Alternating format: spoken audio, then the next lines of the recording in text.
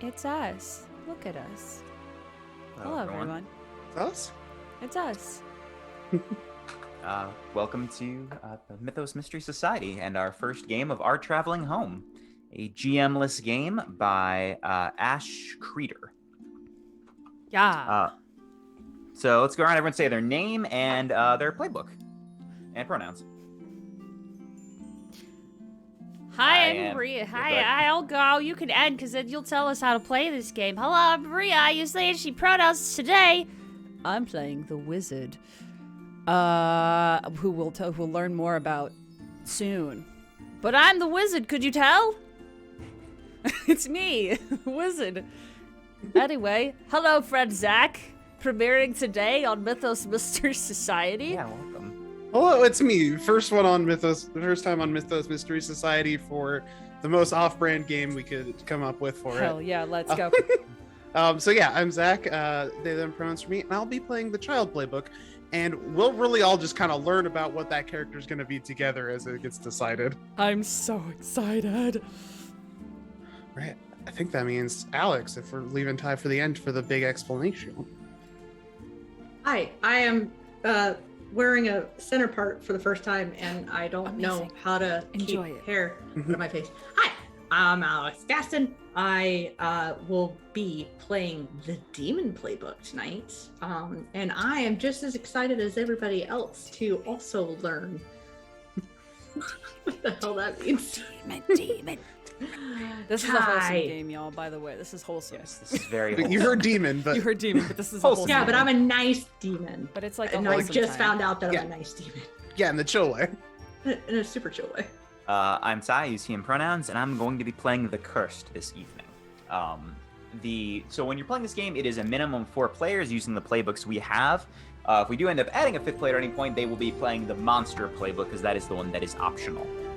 So the way this works is we're going to go through the playbooks. We'll go in order as the book lists. We'll start talking about the choices we're making with these characters. It will ask us to build relationships during this, and then we will be building some world stuff as a team. So first in the run through is the wizard. You want to read your description and... I'm the wizard. Hi, that's me. Yes, I would love to. Let's keep The going. wizard. Long ago, you bargained... Hang on. I can't see with these. Long ago, you bargained with the demon for power, and now you're bound to its fate. You've done wondrous things with that power, but you struggle to connect with people, so you fall back on impressing them instead. You just want to find someone you can connect with before your time runs out. What could that mean? What else what else did you say you wanted me to do? What else are we doing? The whole ding dang thing. The whole ding dang. The whole ding dang thing. Yeah. Okay. We're in it. Excellent. We're in it. So, my name is the wizard. Now, they have a name, but they haven't told anyone in this house what their name is. The wizard uses they them pronouns but doesn't really care at all about... They would prefer you call them the wizard, but if you must, it is they and them. Their look is has the gender of yes and yet irrelevant. They have laughing eyes and a wiry body and flamboyant clothing. Could you tell? I have a detail, which is a pact. I have a pact with a demon. I think... so there's part of it that I will explain now, and I think part of it that I'm going to explain later, just because it's dramatic. The first part is the mark of your demonic pact is subtle, but when you overextend your powers, it transforms you dramatically. What is the mark, and how does it change you? Why are you running out of time before you lose your humanity completely? So the first part of that I will answer. The mark is, almost imperceptible unless you get close to them, and it's even more imperceptible because most of the time the wizard wears funny colored glasses, but in the whites of their eyes there's these wisps, the occasional wisps of darkness and like hints of what look like starlight that just kind of appear and like linger and then disappear. Some other stuff happens. when they get too powerful. But it's more interesting to show it later than tell it now. And why are you running out of time before you lose your humanity completely? This mark is slowly but surely consuming me, but in ways that are imperceptible currently. So soon there will be none of me left.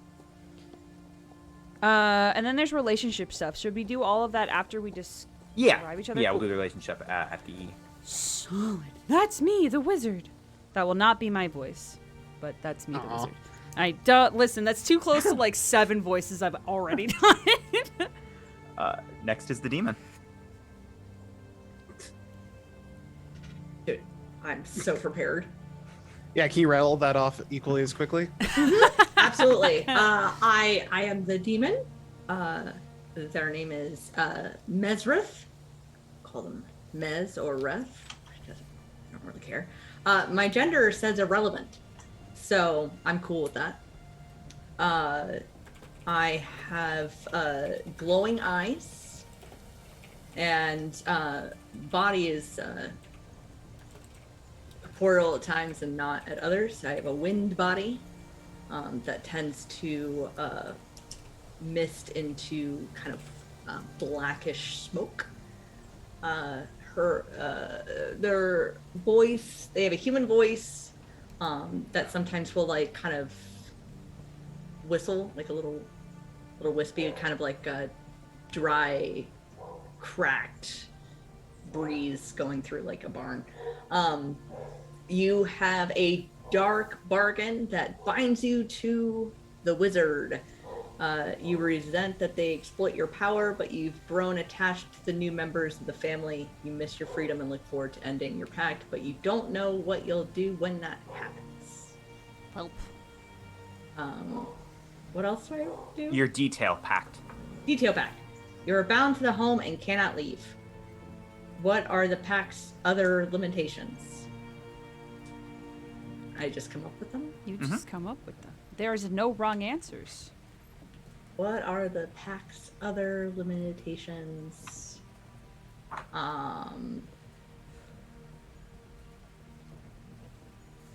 Is there any other action or actions that the pact prevents you from taking? Is it kind of like where, like, I'm bound to the home and cannot leave, I also, like, have diminished powers, or... It's literally up to you. Mm-hmm. That's the beauty of this game, is it's literally like it can be whatever you want it to be, and it will be truth.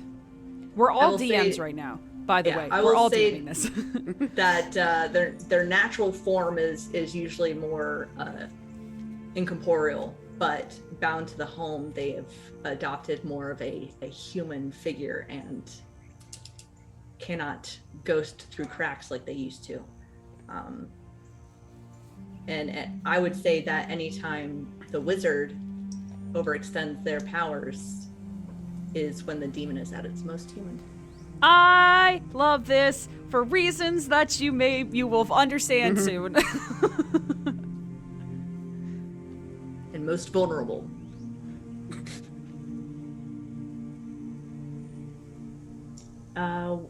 What else? Nope, that's it for now. So we'll do the relationships afterward. Zach. All right. All right, so the child, I'll read that off quick. Let me move it over here so I'm not looking to the side. You lost your family and were taken in by the wizard at a young age as their apprentice, though they were a pretty indifferent parent figure in the beginning.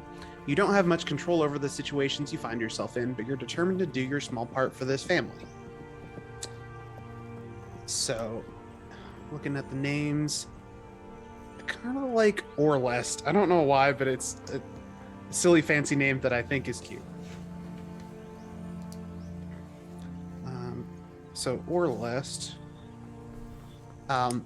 For under look gender, we've got a lot of really fun options. I love the list that has been compiled here, which is girl, boy, neither, both, yes, maybe, or maybe not. I love it. To which I would say Orlest's gender is yes.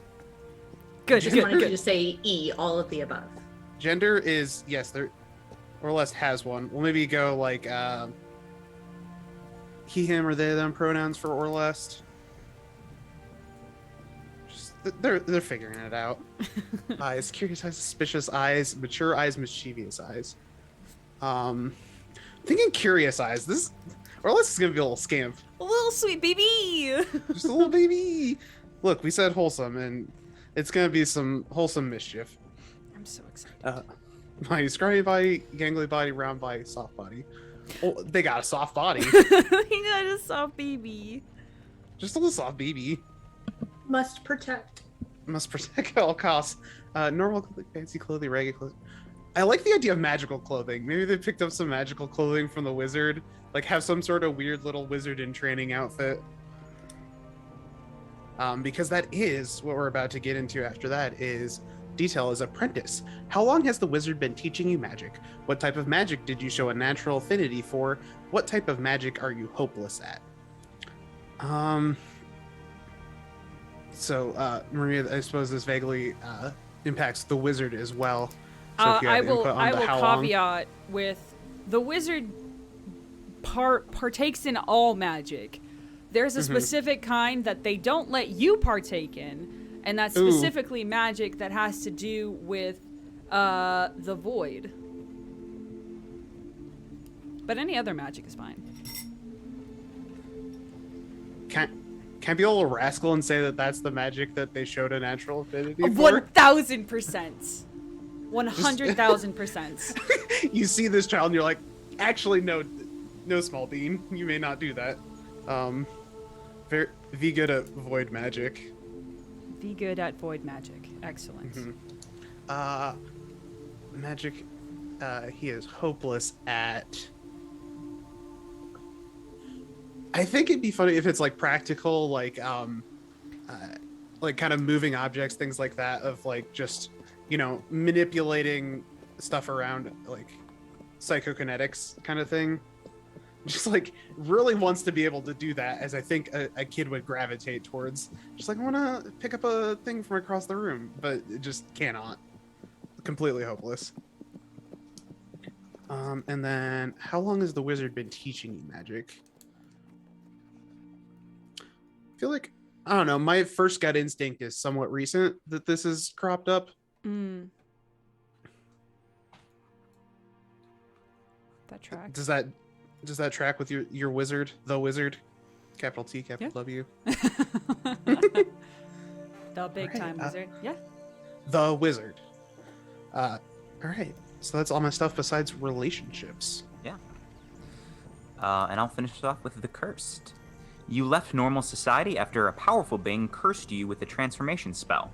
Now you struggle with a body that is strange and incorrect. The wizard isn't able to help you with your spell, but you found acceptance and a place you can be useful here. I picked the name, it's not on the list, but I picked the name Enoch.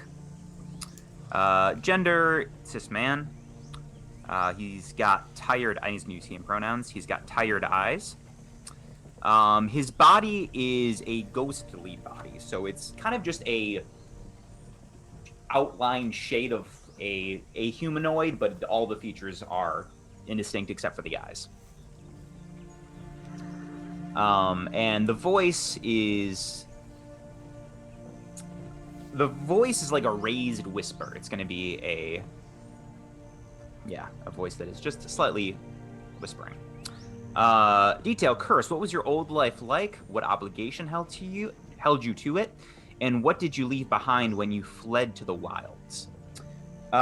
He was a farmer previously, and he was held to being a farmer by his parents and his siblings. He was staying to help out his younger siblings until they were old enough to leave and help out his parents, so they could survive until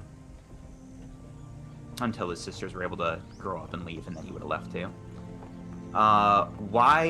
Who did you leave behind when you fled to the wilds, my siblings?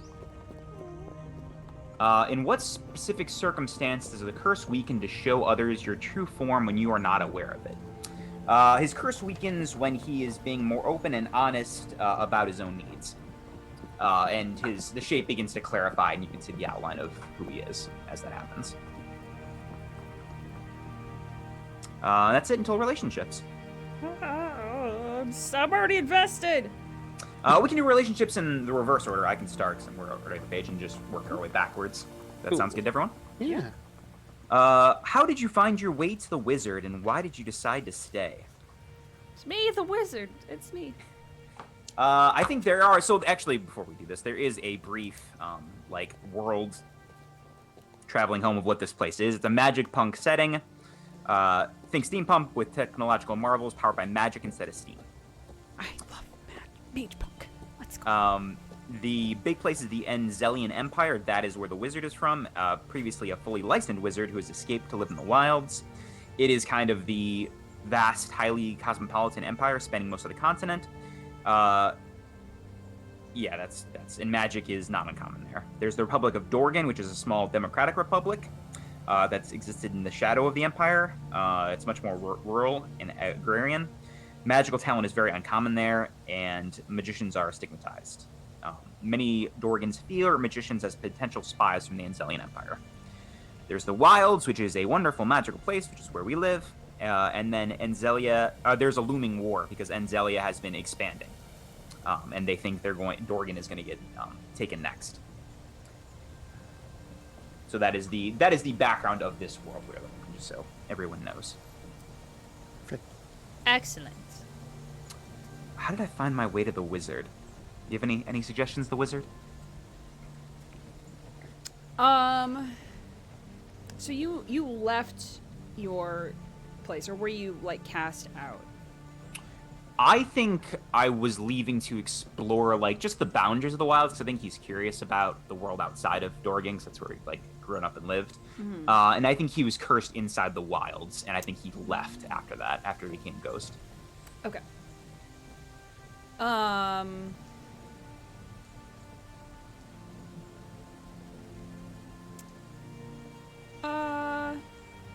Well, okay, so if I'm remembering it correctly, I think we make this house later, right? Yes, correct. Okay, cool. Because it's literally a traveling home. Yeah. Like a Howl's Moving Castle-esque traveling home. Correct.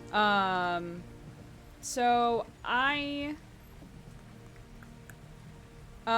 like the idea that I didn't stumble upon you. You stumbled upon me in my moment of exacerbation, the house broke and I was trying to fix the house and I was completely at my wit's end, and it was magically related, and I don't know if you were necessarily the magical person to actively actually do magic to help, but your presence helped it be less terrible. Nice, I like that. And I'm gonna say, why did you decide to stay? I think he didn't have a place to go. I think this was just he didn't know where he was going when he left, and this is just the first place he found and felt comfortable there. Do you trust the demon? I'm gonna say yes. Ask the demon how they knew they could trust you. Why do you trust me, demon? Demon. The way you phrased that was just... Why do you trust me? Hi, Mas. I trust the cursed because...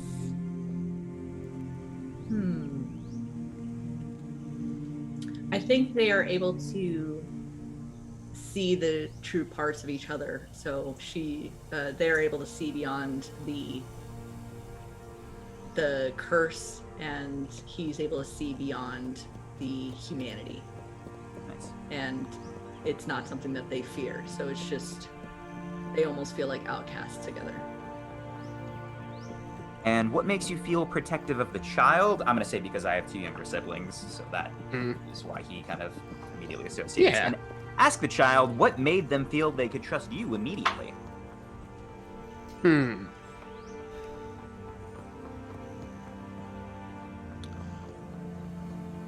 mean, the child, as having lost their family, I think the older brother vibes, just immediate. There's probably some little inciting incident in the past of just doing a small older brother type kindness, and just aw, big friend.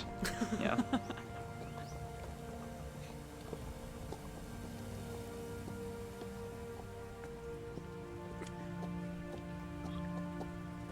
Look at that baby. Look, see, we said this member is of a the party wholesome has joined. stream. There's a dog. It's the most wholesome now. Mhm. And then that's it for me. So let's go to the child. Or less. Right. Relationships. What happened to your family and how did the wizard end up taking you in? How do you feel about the wizard? Ask the wizard how they feel about you. I'm the wizard. It's me. That's you. You're the wizard. Did you know that? I think I'm starting to realize how important the wizard role is. Yeah. It's like it's like there's a traveling home, right? And there's a wizard at the center of it. It's like if they made a movie, it'd be called The Wizard's Traveling Home. Yeah. The wizard's traveling home, and there's a bunch of little rascals that hang out with the wizard. Amazing.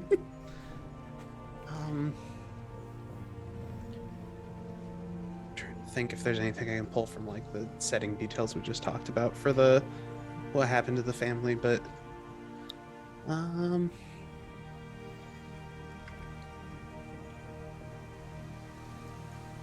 gonna push that to the side for a sec. How do you feel about the wizard? I think obviously likes the wizard. Wizard got cool powers that I want, but also there's a little bit of that like I want to do the cool void magic. Why won't you let me vibes?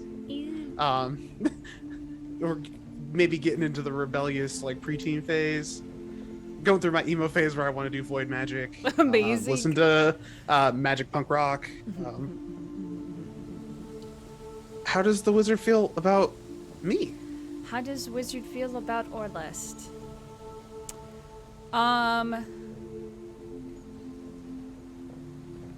I don't think that they had any frame of reference. You get the vibe that perhaps they were an only child. So not only does not know how to deal with younger individual, but also does not know what to do, how to make sure someone is raised in a proper way. So instead, they just didn't try. Instead, they just kind of kept doing their own thing. And if you were there, great. And that, I think, the longer you were there, the more that you became part of the everyday, which meant that you were now required to stay. Because otherwise you threw off everything that the wizard was doing. Because if you left, then the entire everything would be broken. Okay. Yeah. I like that. It says circle back around the what happened to your family and how the wizard end up taking you in. Also to slightly expand what you had. I want to say like maybe he didn't have family like or like has vague memories of like parents, was maybe an only child. But most of his, memorable life has grown up in like some sort of orphanage or something, and wizard comes through town doing weird wizard things, and kind of, as you said, I just kind of followed along. Just kind of ended up there in the home, and it was just like, all right, well, don't touch anything, don't mess anything up, and was like useful enough to not get kicked out for long enough to develop some weird bond. I like the idea of a kind of like in the movie Up, where the dog is under the porch and then it just happens to be there when, or like the kid is on the porch and then the house moves and then the kid is just there. But like intentional, like you intentionally did that. Yeah, like you stopped through town for a little like whatever, and you went back into the titular traveling home, and just at some point you noticed I was there. Yeah. You've been there for 3 days and I just didn't notice, and then one day we're both sitting at the kitchen table together eating food apart from each other. Exactly, perfect. So that's the wizard relationship. What is your relationship with the demon like? Ask the demon how they feel about you. Interesting. Pull up my demon notes.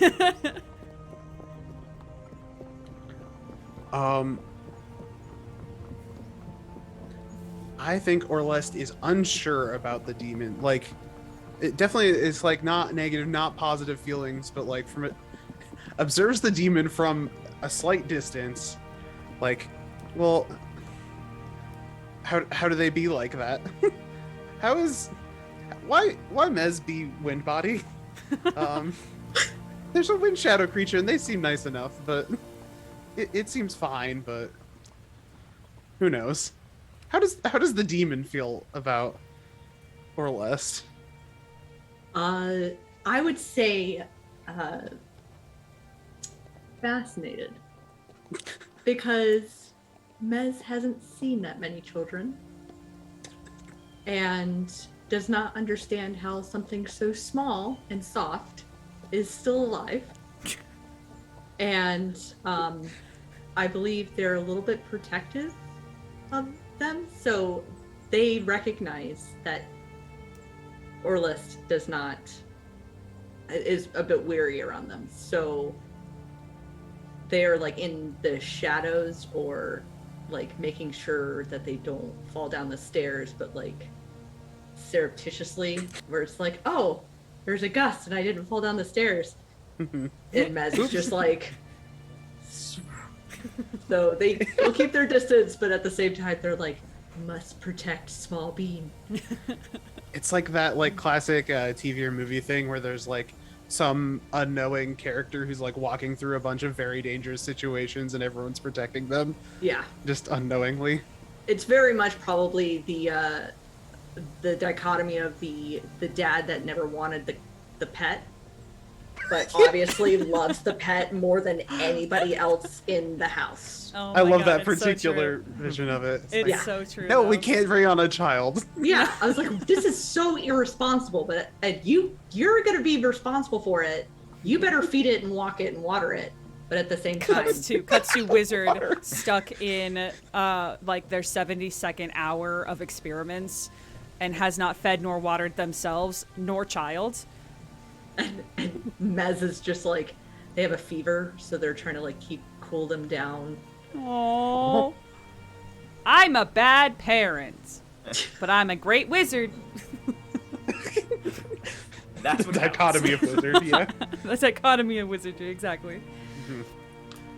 All right. So you once had to be saved from the monster. Oh, What we happened? don't have the monster, so we don't have to answer that. Yeah, sorry. I don't get any. I don't know anything about you then. You don't exist to me. Oh, ding dang. The cursed. Yeah, we don't have any. I mean, we established ours during mine, I guess, kind of. True. Yeah, I guess you had one directed at me, so that's perfect. The demon. Okay. And so I'm doing the relationship part, right? Correct. Okay. You'd never admit it, but when the wizard found you, you were weak and needed the pact to survive. How did making the pact save your life?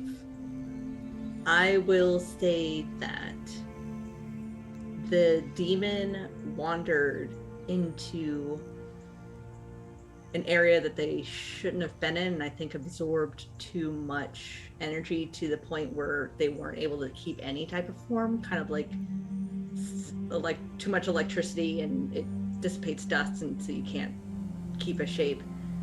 And they were risking essentially obliterating, but by sharing that power with the wizard, they're able to sustain. Yeah, so kind of like topped off the nuclear explosion. So they didn't explode. How do you feel about the wizard? I think I don't think there's any type of dislike. I think the resentment that they feel is one of being stuck. They are a wind element. They're not used to remaining in one thing, but at the same time, they're grateful because it was because of them that they're alive. Ask the wizard how they feel about you.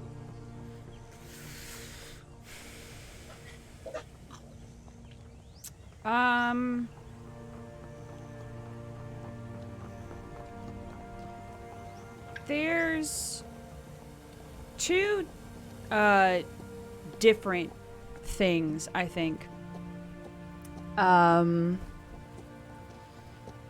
that pop up. The most common way the wizard feels about Mez is grateful for the company, as well as I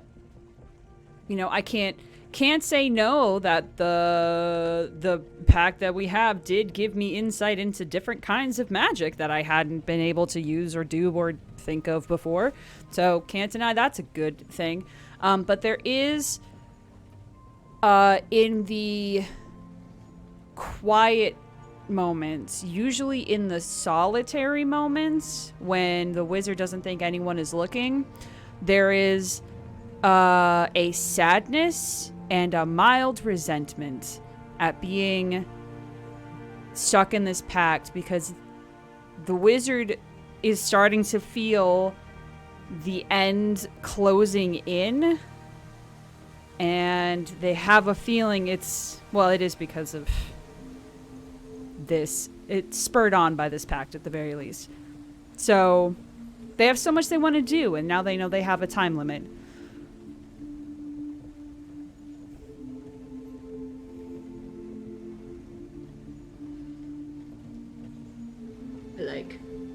So they just have feelings. Yeah, that's a good description. They got lots of feelings. Man, this wizard. This wizard's got lots of feels. Yep. Yeah. Yep. Oh, is that... I think that's it. Yeah. I don't have anything else. Excellent. Discuss with the demon. How did you enter your pact with your demon and why? I think it... So to tie it back into what you were saying, I think it was kind of a desperate need from both parties that ended up saving you. But I think wherever it was that you were stuck or that you wandered into, was also a place that the wizard ought not to have wandered into. I think I'm envisioning like this very explosively powerful, like magical ley line that got exposed somehow, because typically, in my imagination at the very least, they're not just like open, you can't touch them. This is a touch spot. You could literally touch magic here. And I think the wizard was there out of curiosity to try to learn more about magic, and you just happened to be there. And I think it was like charging you too much, but it was sapping like everything out of the wizard. So there was like, they literally, out of desperation, the wizard's like, yo, hey, how about... And then, later found out about side effects and consequences and, those sorts of things that come with having pacts with things you don't understand. Whoops. I almost wish I could change a little bit where it's like... Change it. Do it. Instead of... Anything. Yeah, we can do anything. This is our world. This is our game. Because hearing that and hearing about your curiosity, the demon wouldn't have wandered in there. So they probably saw you. Oh, hell yes. And for the first time decided that they were going to care. Oh my god. And intervened, and the consequence was instantly negative. So now they're like, well, now I care. Whoops. And I can't turn off the caring. I like that. I like that. I like that a lot. I like that a lot. Yeah, because it would make a whole lot more sense to be like, the wizard stumbled into this area because they have one brain cell and it's very big, but sometimes it's very dumb. Yeah. And the demon's just like, oh, I'll care. And then the one time they care, they almost die, and now they're stuck. Yeah. Angst. Yeah, I like the idea if we want to continue with that thought of like you initiating the pact, not me being like, yo, hey, you want to save me? But you being like, we're both in bad. This is bad for both of us right now. How's about... Yep. Let's get out of here and figure out what to do tomorrow. Yeah. What are the terms of the pact? What will it take to end it? And why is ending the pact currently out of reach?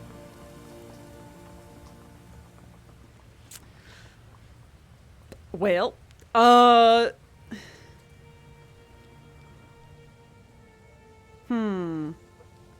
feel like it was a very fast thing, so I don't think it was very complicated at all, because we were both, kind of dying. So I feel like because it wasn't specifically worded, it was something along the lines of, and of course, please input, because you also were there and did it. Something along the lines of, hey, you save me and I'll save you. Kind of like that generic thing, but then also like, when does the saving stop? Yeah. It was both, kind of both were out of balance. And so,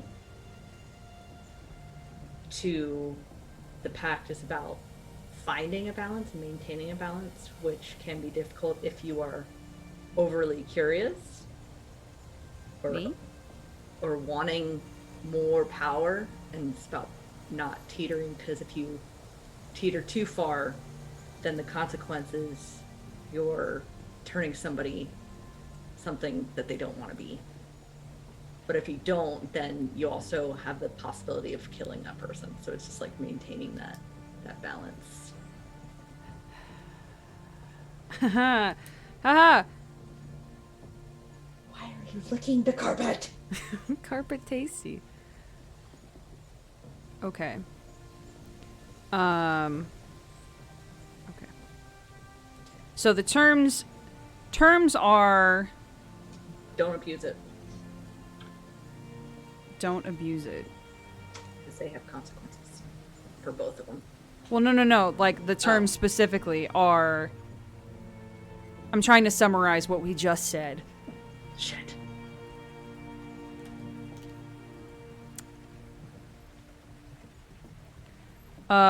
Vague. So save each other. Bam.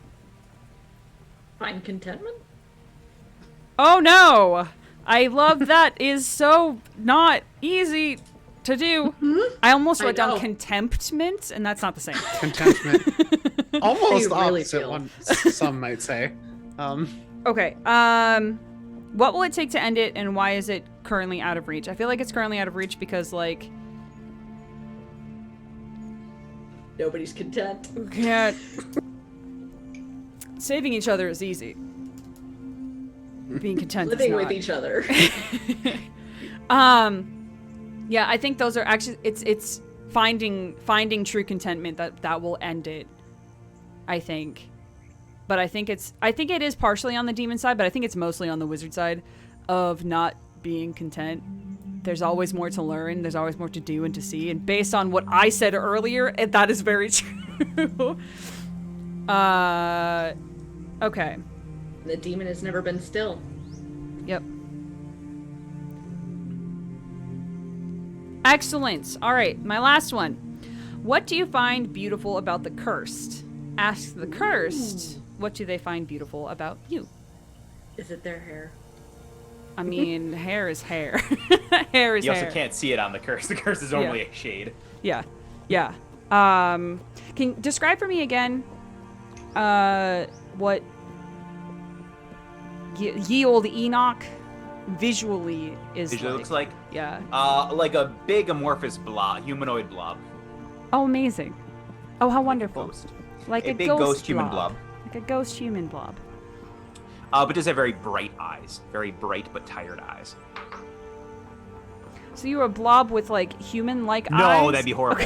No, like, Or it's just like, okay. horrifying. That's where I No, heard like, that the first time. Just like one blob, human eyes. with like 80 human eyes. Oh, Right good. here. An actual biblical angel. Let's go. Yeah. Yeah. No, he's got like 2 big, like blue glowing orbs. Oh, okay. Active Okay. eyes.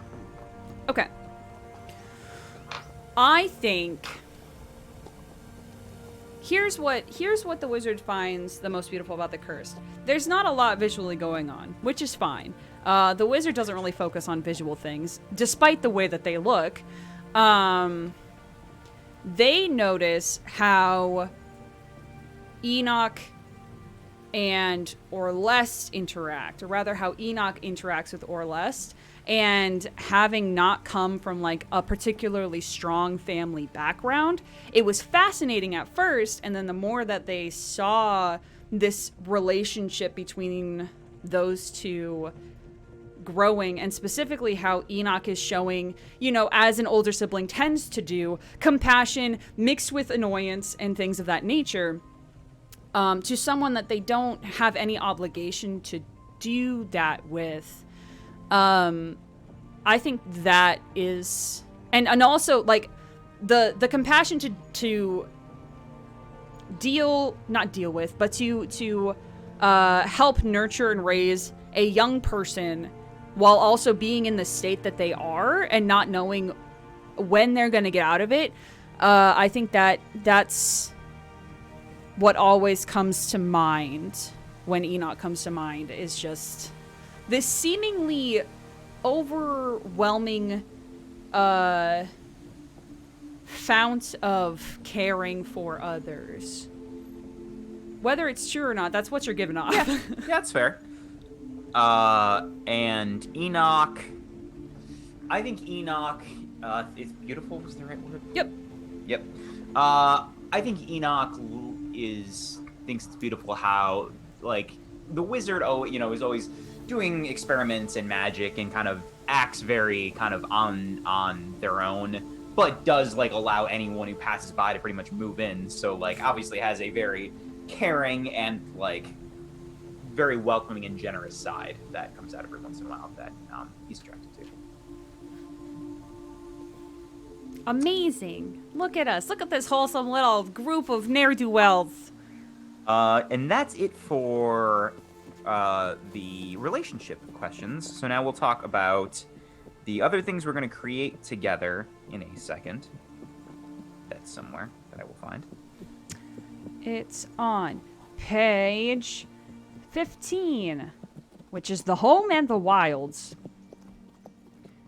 We get to make the world together, friends. My page 15 isn't your page 15. Oh, well, it's page 15 in this ding-dang thing you do. Yep. World creation. 3 rounds of questions about the home, the wilds, the outside world. As a group, you will read through them and answer them. Yep. So some questions are marked as being for one player. In those instances, the indicated player will answer the question first. Other players may choose to add details if they wish, but should be brief in the interest of proceeding quickly to play. Brief us? I don't think. Have you seen the last hour? I think so. Your home. This was originally the wizard's home, but now it's your home too. Just saying it still fills you with excitement and wonder. Wizard. It's me. I'm writing down. Now I answer question. Your home is huge, inspiring, and obviously magical. What does it look like? It's not going to look like Howl's Moving Castle, even though I really, really want it to. It should look like the house from Practical Magic. I don't know what that is. It's legally distinct from Howl's Moving Castle. It's legally distinct from Howl's Moving Castle. That's what's important. It is mechanical. Well, it's not mechanical in nature, actually, because I don't think... Well, it is. It is. Okay. So... Okay. This house looks like the wizard took 4 houses and mashed them together in various ways. Part of it is kind of upside down, but like when you're inside, it's very fun and intentional.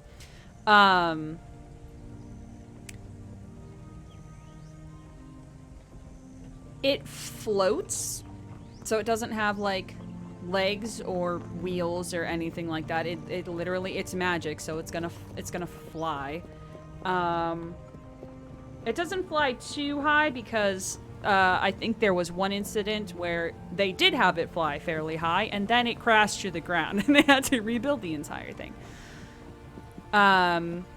So I think it is mostly propelled literally by magic. There are some like rudimentary magic powered / fire powered boosters that occasionally get used if things are dicey. But the entire thing, despite it being looking like it has like multiple houses together, it is all, well, I say one color. It's like, have you seen multichrome? So it is a type of it is a type of stuff that paint, I guess, essentially, that depending on how you look at it, it changes color. So that's what the entire thing is painted in this. The entire thing is. But different sections of it. So like one section will look purple and the other section will look kind of like metallic green, and then you'll move to like 5 feet to your right and it'll be like blue and yellow. So it is a kaleidoscope. You literally cannot miss it. You can't miss it if you look anywhere, because it's huge and also effervescent in color. I think there's also like on the top of it, there's like a greenhouse and like a little yard. And maybe also a bird, like a bird place. What are those called? Where you keep like a large place you can walk into and it has birds. An aviary? Aviary? Yes, sure, that one. There's a greenhouse for the plants, and then there's a birdhouse for the birds. And also a yard for the child to play in. Oh. And I'm sure we'll get an animal at some point, so that's where they'll also live. Isn't that the demon? No. I thought that was the child. Yeah, I think the child too. Didn't we say the child was a pet earlier? The child is the stray that we picked up, right? That's fair. That's fair. All right, in my eyes, you're all strays that I picked up, so like whatever. Yeah, it's called a found family trope, and everyone's a stray that we all picked up. That's the general gist of what the house looks like. I'm sure we'll build more of that. Demon. Ding. The wizard's home moves around the wilds to make it harder for those in the outside world to find you. How does it move? And what are its other magical defenses? Where is it right now? Well, we've already said that it floats. Maybe it can move in other ways too. I just prefer to have it float. I would say that at one point it did float. Now it's I almost just took it way too weird where I'm like, it jumps. Excuse me? Yeah. No, make it weird. Make it weird. You need to see a Studio Ghibli movie because, like, it's weird. Yeah. It still floats, but it is temporary, kind of like a helium balloon. And so it does lose momentum and it starts to slowly come down. And then once it touches ground, it folds again. And then will slowly. It's big frog hops. Yep. So it frog hops, but it's like there's, a couple of weeks in between frog hops. Big long ones. Yeah. The magical defenses to the mundane, the chromatic looks like an average rainbow. So it passes where you can still see its beauty but not understand its actual identity. And currently, I would say it is... So I get to pick where it's at? Yeah. If you scroll up like a teeny tiny bit, there's a little mini map there. Yeah. That we're in the wilds. There's this really cool thing all the way to the right. I don't want to influence you, but also... the fallen Colossus. Yeah, I was looking at that. Okay, so cool, yes, cool. It is over there. And that's it. That's all I got. Child. The home's interior shifts at the whim of the wizard and according to the needs of the family. What is the interior like, And why does it feel homey? It did not look like it said homie to me when I glanced over there. Oh, yeah. I could see the... Very fast glance, it does look like it says horny, and I was like, what kind of... Wait, hang on. They are We a moved into weird child. You are a and child. Yeah, the child should not be answering this. So it shifts at the whim of the wizard and according to the needs of the family. But again, that's filtered through the wizard's idea of the needs of the family. I like the idea that it has, like, it spawns a lot of different libraries a lot of times. And it, like, that feels like cozy and homey. You can go, like, you know, grab some tea and go sit in a library, and there's a whole new set of books that you've never seen before.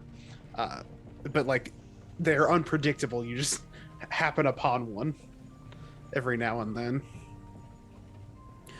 More generally, what's the interior like? What's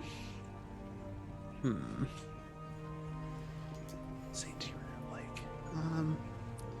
So there's definitely that aspect of it. I mean, kind of in the way that it's multiple, it looks like multiple houses grafted onto each other. Like every single collection of things is eclectic. Like, you know, it's a dining room table in one room, but none of the chairs match. And like, it's just a bunch of stuff that has been cobbled together. Like through travels, you can clearly see like, oh, these are the older things that got picked up from here. And like, there are a lot of artifacts that have been collected along the way. But none of them are, there's like a couple of them are displayed, but most of them are like, this, you know, the stone head from like 1700 years ago is the coffee table, you know, and there's like a ton of things on it, like it's just like junk just stored on top of it. Yeah, everything is only vaguely used for a purpose that it seems intended to. Most of it is just like makeshift in some way. This is a lovely place and I want to live here now. Yeah. Well, it told me that I had to make it homey. Let's all focus in on that part. And so I had to, you know, we had to make it nice. You did it. You did so good. Mm-hmm. Oh, this next one's for everybody. You got an everyone. The wizard didn't originally intend for you all to share their home. What is something that you find inconvenient? I find it inconvenient when people complain when I switch the rooms around. Because I think it's fine. Look at, because it's wired to your brain. Yeah. Oh, yeah. There are no other bedrooms. Meaning there is one? There is a bedroom, and it's the wizard's. Okay. But all of the other rooms serve purposes for the wizard. And so now we have cots in random places, like a cot in a lab and a cot in the kitchen. Mm-hmm.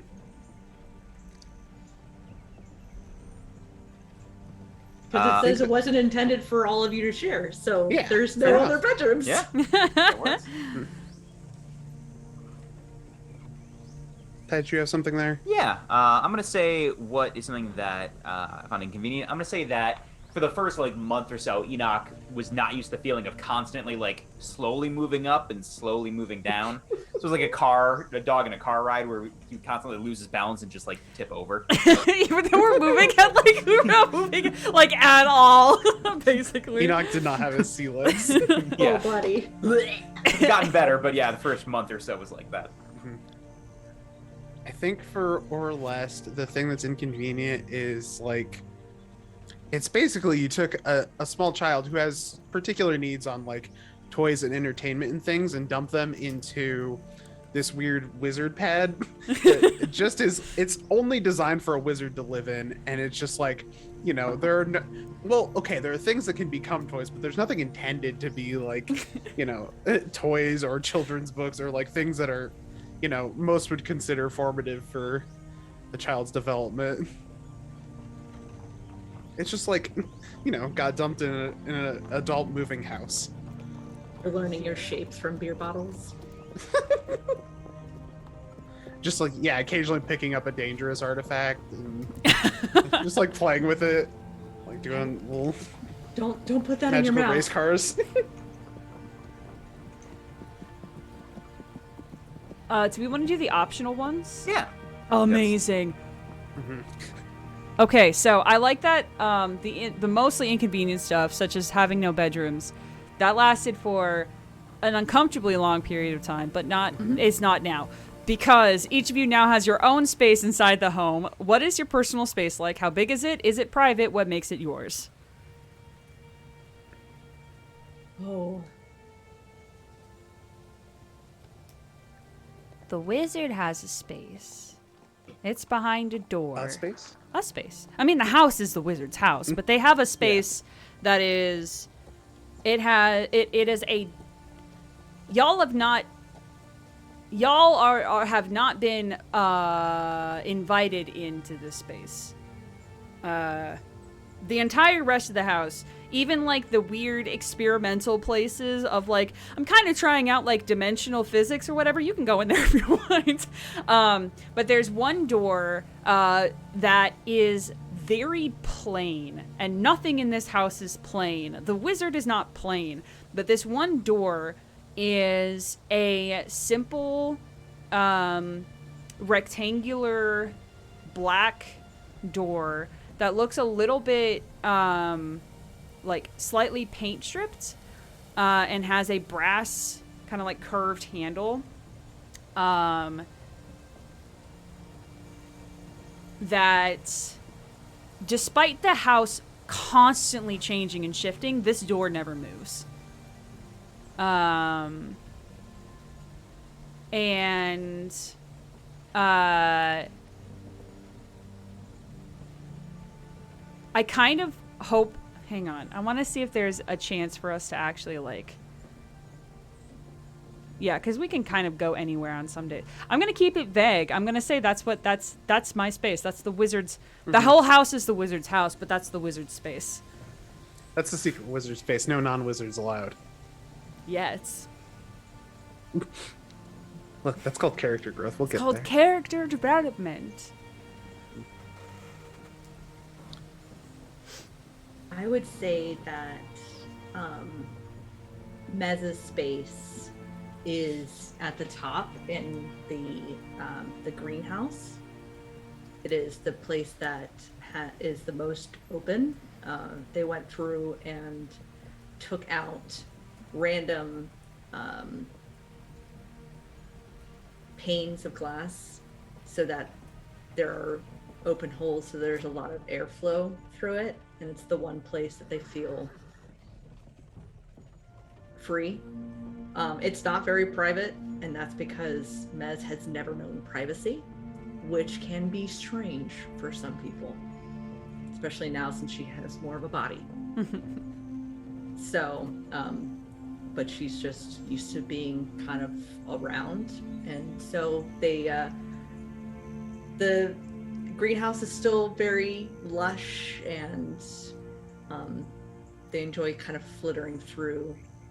But there's a spot in the back that is just covered in mass amounts of fluffy pillows and blankets that just make this mound of things that you could just sink into. Orless has had to have gone into it at least once. But that's where they like to kind of curl up like a little puppy. Oh.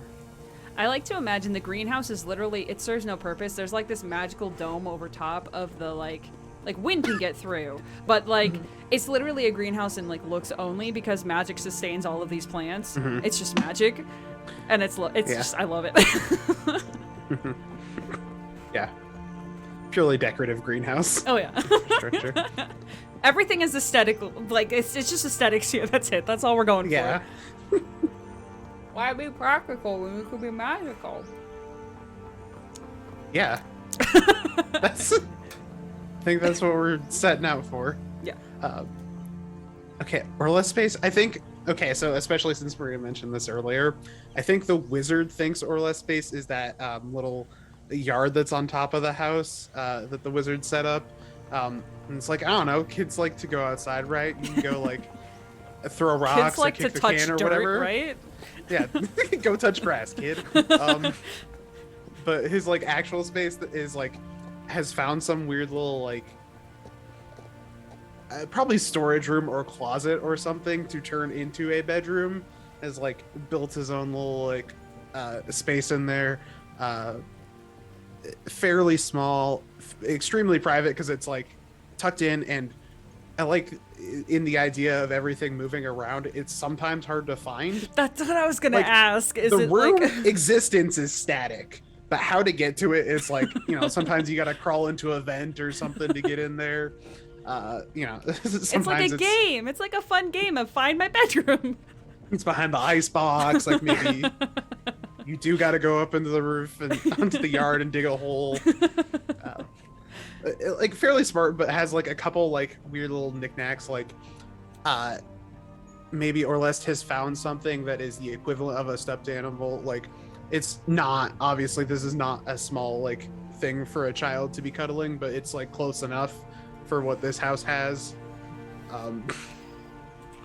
Like, is it too weird to say it's some sort of small taxidermied magical creature? It's absolutely not too weird to say. That definitely exists. It's what does the definitely creature that. look like? It can be literally anything, my dude, my friend. Let's go. Make a creature. Make it up. Let's go. I have to make the creature. Yeah, you don't that's have the to. thing. I mean, it can be literally like a rabbit or a strange ferret, but you can also make I was it thinking like something in the jackalope territory that like the child upon first seeing it assumes it's multiple animals grafted together. It's like, well, yeah, this isn't real. This is a fun little fantasy creature, and then later on has a weird realization, like meets some of them. Some like small woodland creature that doesn't look like it should be.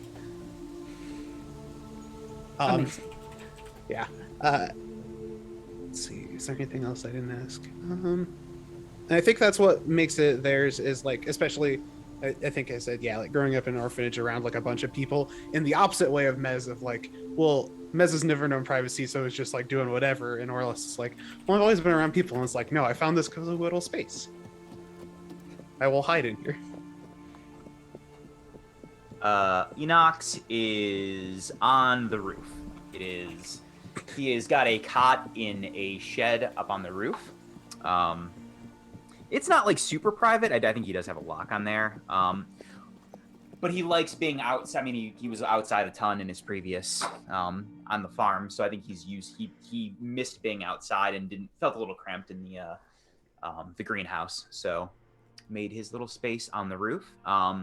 What makes it his is he's got a little like window box full of dirt and plants, but they're not maintained magically. He like specifically wanted those he could take care of himself. How amazing. And that's it. The Wilds. So that's our home. The Wilds. The wizard's home is in the Wilds, the domain of witches, wizards, and demons. It is normally avoided by the outside world. Questions to answer together. It's just the everyone one, the optional one. The Wilds are a beautiful and dangerous place. What is a danger of the Wilds that you have encountered or heard about?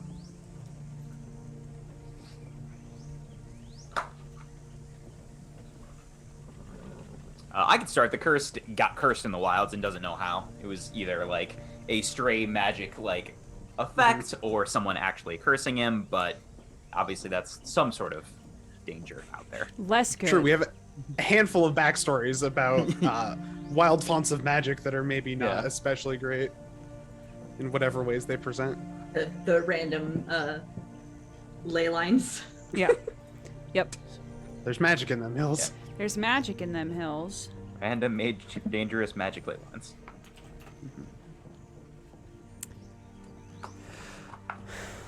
What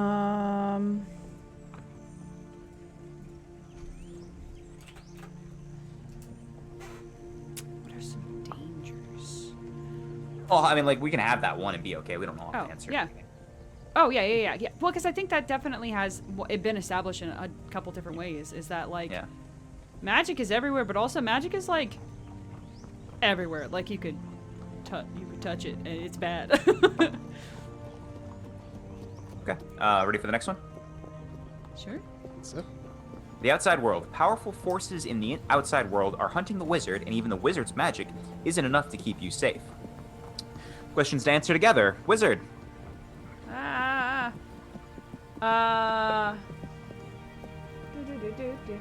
Wizards have to be licensed to practice magic in major cities. How does a wizard get a license, and what rules do they have to follow? Let me tell you something. Whatever rules there are, the wizard doesn't want to be beholden by them, which is why I'm not in any ding-dang city.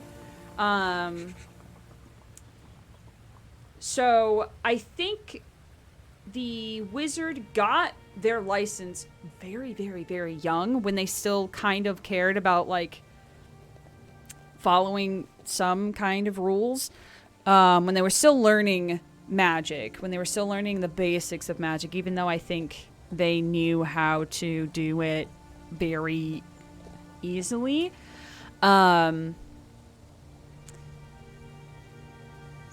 How you get a license, I like to imagine it very similarly to, like, Full Metal Alchemist becoming, like, a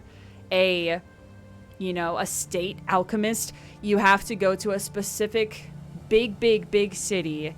You have to take a lot of tests, some of them practical, some of them alchemical, like, that just spans the gambit of all different kinds of magic. And you have to, I like to think that, like, specifically licensed wizards, it's kind of like in college. You can have, like, an associate's degree, or you can have, like,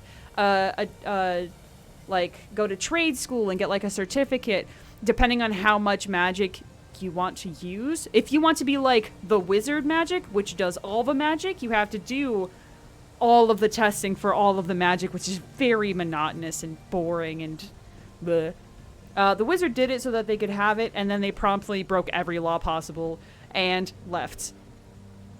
The basic rules are, stick within the criteria of your... I think that's what it was, though. They didn't initially get licensed to do all magic. They got licensed to do, like, one or two, like mundane stuff, like fire, or, like, gravity, or, like, a couple of them, and then proceeded to do literally all of them, and was immediately like,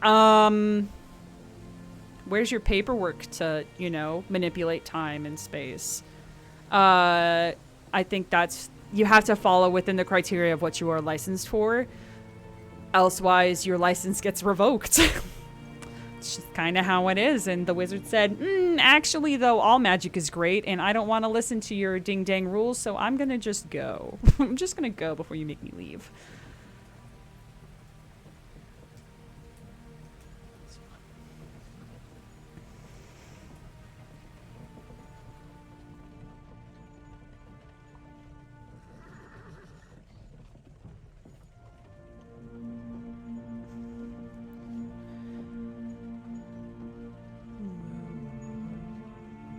You can read the next one.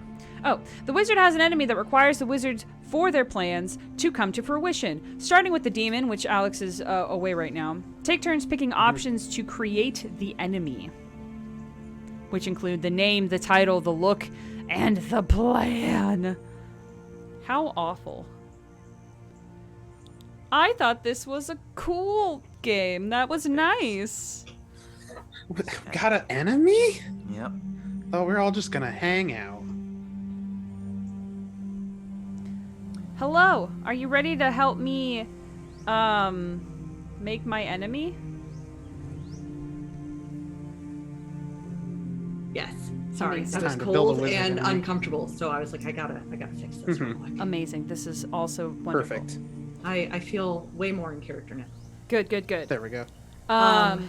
Page 16. Yep, the wizard's enemy. So starting with you, we take turns picking options to create the enemy, which includes their name, title, look, or then their plan, their detail of their plan. So you can pick any of those options: the name, the title, the look, or the plan.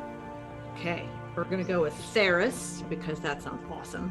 Saris for the name. Theris. Theris, Oh, the Theris one with from a the list. T. That middle one, yeah. Oh. Their title. Yeah, how do we know who goes next? It's whoever wants. I guess, or we can do regular order, so it'd be demon, Yeah. child, cursed, wizard. That's the way we would Sure. go. Okay. I want to pick a title. Oh wait, what are Theris's pronouns? You get to choose. Yeah, what's Theris' deal? You get to choose. Gender is another one we picked, though. Gender, someone else gets. Oh, true. Oh, just Yeah. kidding. can My maybe throw pronouns out bad. there. I picked the name. We're going from there. Amazing. I'm trying to figure out which of these feels the most like rules and orderly to pit against the wizard. Either I'm thinking it's High Magister or Guild Master are both up there. I like High Magister. I like that too. That's a good one.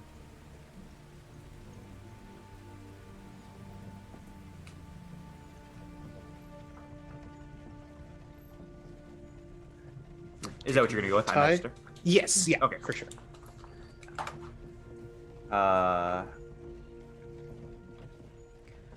High Magister. Yes. I will take.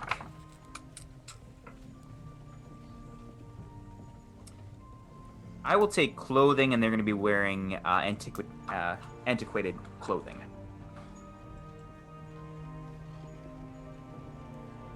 Just a nice, stuffy High Magister. Yeah. Got like, a very nice vest, like 8-buttoned vest, a cravat, glasses. Very practical, useful glasses. Yes. Yeah, an It's not actual. whimsical at all. Wear and fashion. Yeah. This is the least whimsical wizard you've ever seen. I think then, for the eyes, I like how none of them are nice. They're all. It's like it's a bad person. We're gonna go with.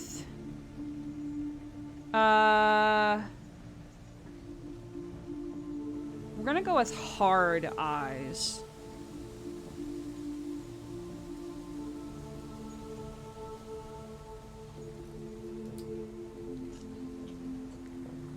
Now we're on gender. Gender or the Guess plan? you could start You working could out start the plan the stuff. plan. I feel like we just described evil Fred from Scooby-Doo. Amazing. Mascot. Amazing. Let's see. The enemy has a plan to profit from the coming war, and they need the wizard and or the home to make it happen. What is their plan, and or why do they need the wizard to make it happen? I keep going to Castlevania. I mean, pull from Castlevania. Let's go. Pull from what you Castlevania. love. And no.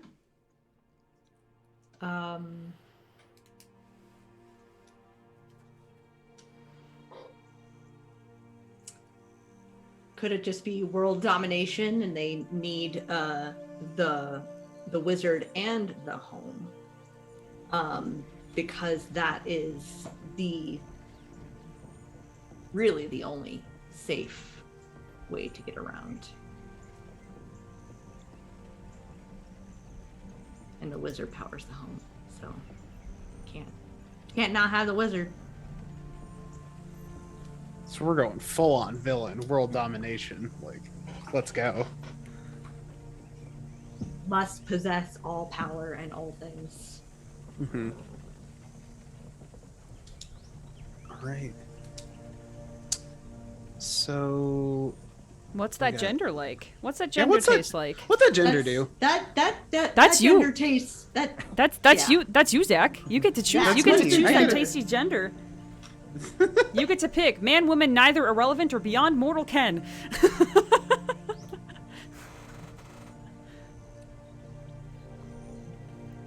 As much as Beyond Mortal Can rules is just like an option, I feel like I don't know.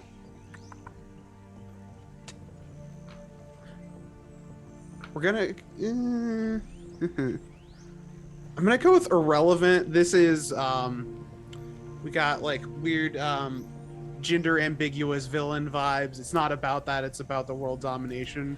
See, But that's maybe it's it's so wonderful because that's parallel to how the wizard views the gender situation as well. Of like, sure, gender exists, but also like there's so many more important things to think about and to experience and do. So like, why? And there's like, let's look at my funny glasses instead. Let's go. yeah. Gender exists, but I want none of it.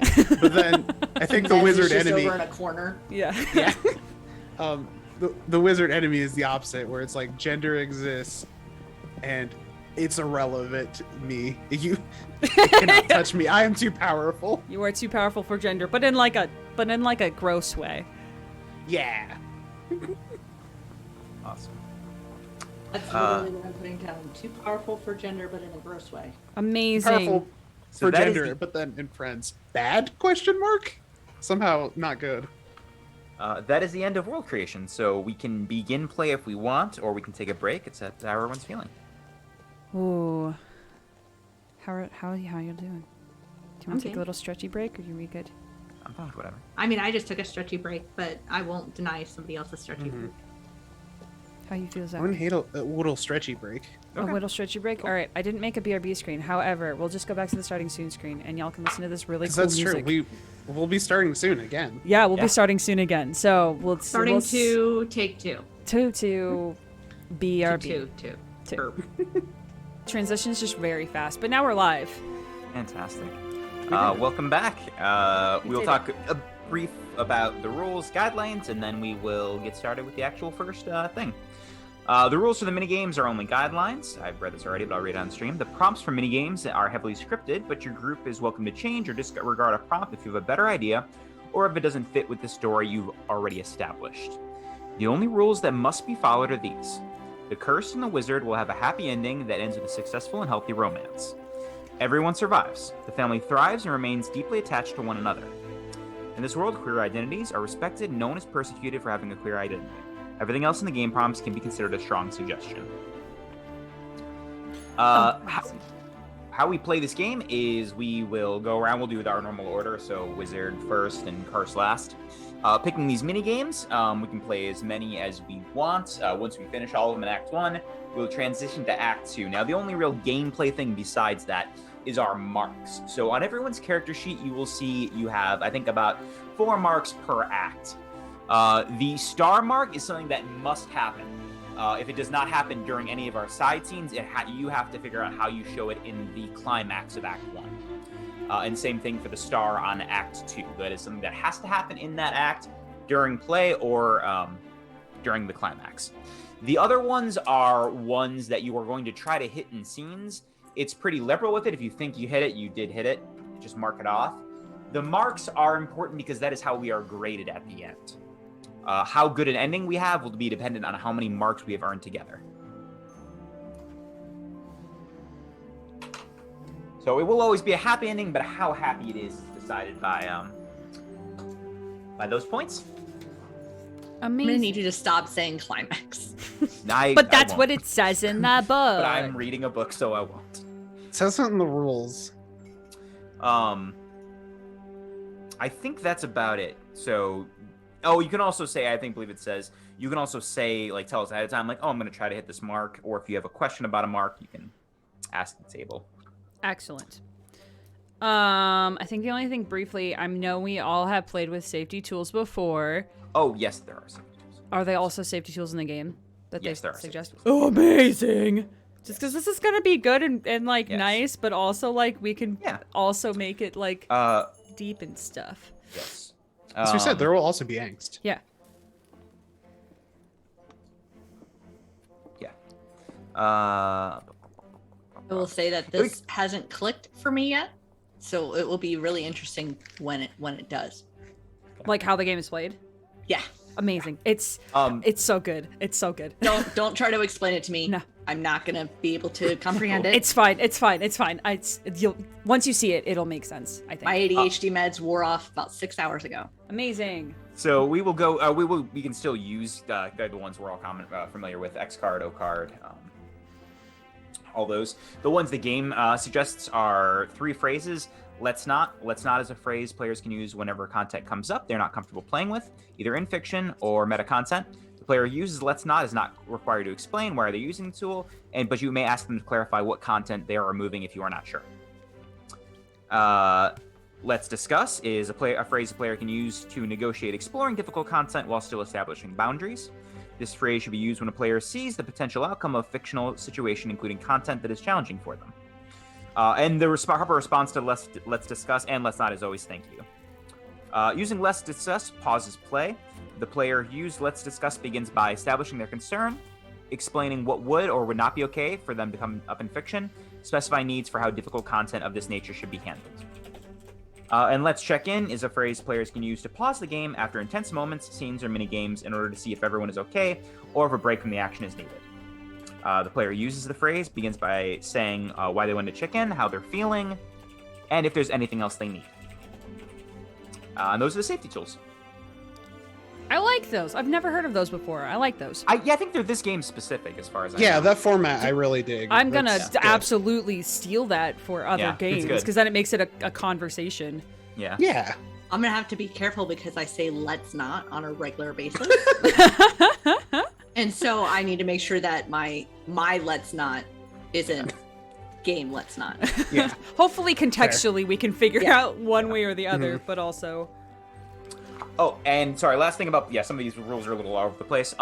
For hitting your marks, when you hit a mark, you must write down underneath what your character learned from it. One sentence. Oh, okay, that's what I learned. One sentence. Okay. Yeah, but what your character learned. Okay. And you can hit multiple marks per game. Okay. Okay, awesome. Okay. I think that's it. So, Wizard, pick your first It's scene. mine. Wizard. I'm the wizard. Okay.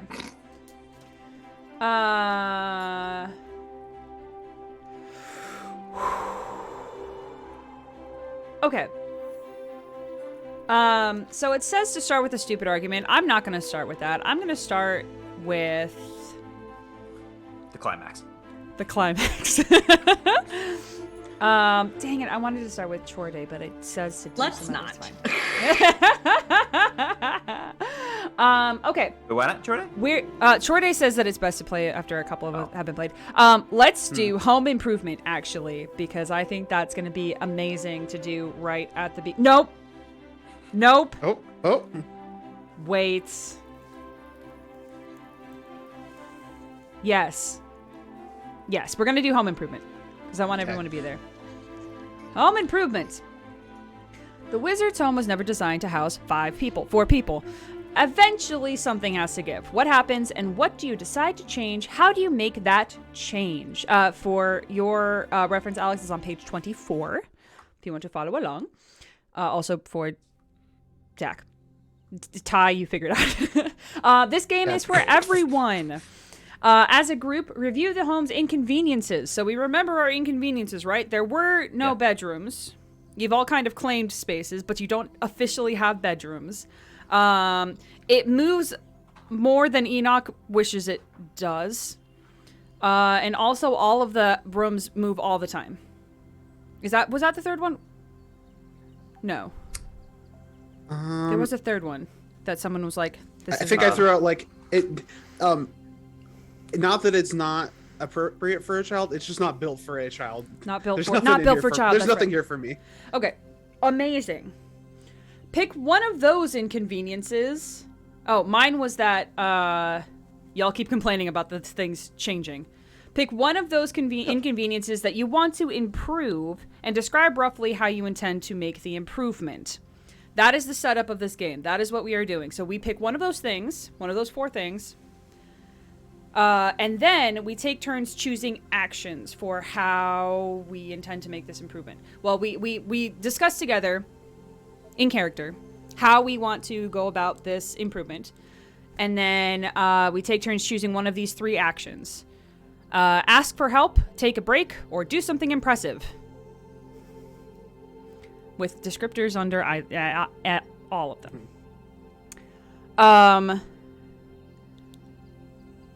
Okay, so I guess we can describe the intent to make the improvement not in character, and then the actual actions can be in character. It might be good to pick that first, and then we can jump into what's happening for real. Yeah. Narratively. So, hear me out, friends.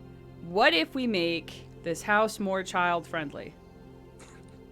Because I feel like this is something that interests at least 3 of the 4 of us. Yeah. I can dig that.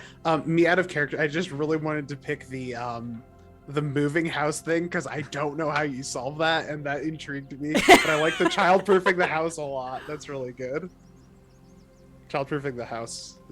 It's either that or everyone gets bedrooms, but I feel like you've all kind of settled anyway. Yeah, we made bedrooms. Yeah, we didn't solve the problem, but we, You've made a solution anyway. Yeah.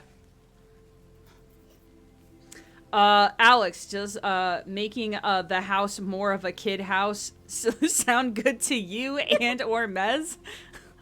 Yeah. As like a group project? Yeah, I love it. Okay.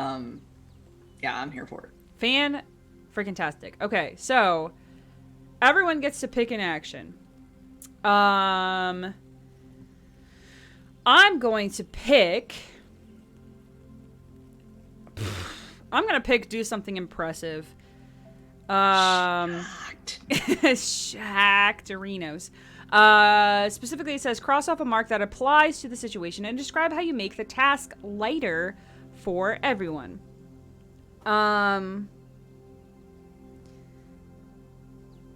Okay, so I'm going to mark off because, well, I guess I won't mark off. Well, no, it says cross off a mark that applies to the situation. Okay.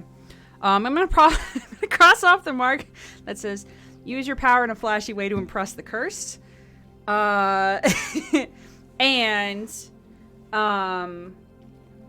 Okay, so we're just getting started, and I think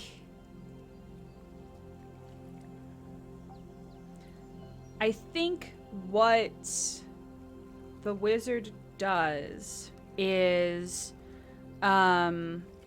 essentially makes a 4 tablets, magical tablets that have, when you push them, you push on an image that is on the tablet, and it will, the item, whatever you see on the tablet, you touch it and it will appear next to you. Because everything exists in this house in the wizard's mind brain space anyway, so if the wizard has imagined it, it's now on this tablet. So they just kind of stand there and they do like this motion with their hand, and they look over to the cursed and they like wiggle their eyebrows, and then they just do this, and like an accordion, 4 of these like, I don't know, 5-inch thick like tome looking things just appear. They take them and they hand them out, and they're each specifically, they have like your name on the front of them, embossed on the front, and they'll hand one to Orlest, and hand one to Mez, and hand one to Enoch. And it opens up like a book, but then as soon as it's open, it's one solid like a tablet, like a computer tablet essentially, but magic. To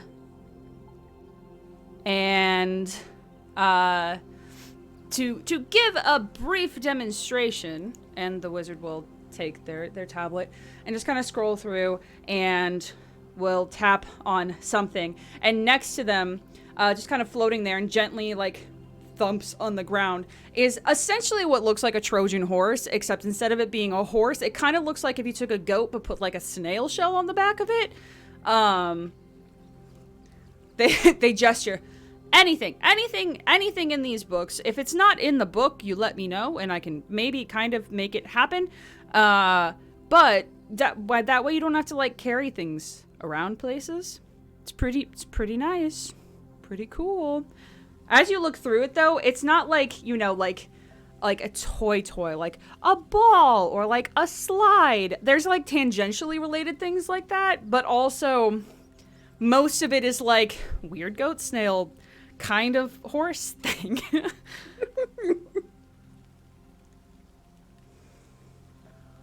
But like, they're doing this whole thing kind of talking to Orless, but like most of the time is looking over to Enoch like, is this good? Is this good? Is this good? Is this good? Look how good I did. And Enoch does not have facial expressions, but his blue orbs grow wider. Amazing. Whoa. That can mean a lot of things. It can. True. And then that would be Zach's turn, right? No, that's This is whatever, isn't it? It's Yeah, I whatever. think this Yeah, is- it's whatever. It's jazz, baby. It's just jazz. And you can choose the same. Yeah. Thing. Because there's 'cause there's only At some three. point, someone will have to. Yeah. yeah. So whoever would like to go next, you can pick any of those ones. I'll go. Do it. Mez is actually going to ask for help. So Mez is going to go to Enoch and go, I know we're supposed to be making this habitable for a child. What do child need? What do kids need? What do humans need? Well, I'm not quite familiar with this kind of home. And he's made a bunch of nets. I do worry about him falling when the house is moving, or if he becomes unstable, so I'm going to hang nets up in places I think he might fall from, maybe the bottom of the stairs, or if there's an errant hole lying around. Okay, so safety. Yeah, safety is, I think, paramount in a place like this. Is there other things that one might need? My sisters liked treats, candies, and sugar, things of that nature. Okay, Not so much a child proofing, but a child welcoming, I guess. all right. And that's just, so keep them safe, give them sugar. Correct. That's it. That is my extent of child rearing at this point in my life, yes. Interesting. Okay. And Bez will be like, I feel like I'm missing something. And we'll float away and decide to try and do what Enoch had described with keep safe, and is just going to take parts of their air cloud self and try to poof it onto sharp corners. And so realizes that there's glass and goes, okay, I think I've hurt myself on that once, maybe. And just starts, so there's just looks like just poofs. all- Bubble wrap. You bubble wrap the whole house. I bubble wrap the whole house. Sharp corners and patted them. Yep. And Precious. it just kind of sits and just goes, I wonder if I did this right. And just kind of hide up in the corner and just watch and be like, did I do this right? But what is a rough age bracket for Orlest? Between the ages of 1 and 5, 6 and 10. Between I can count and I'm this many. I'm thinking more the 6 to 10 range, maybe late single digits into maybe Early 11 to double 12. digits. Yeah, an 8 to 12 maybe. Oh my goodness. Basically mostly a Late person. Single digits. You I know, need that on a shirt. My Late mindset is person. late single digits. at the age where, yes, they very much need to be protected from sharp corners because, just run Because around they just doing go. whatever. They go. They just go. Gremlin brain must go. Yeah, somewhere in that neighborhood.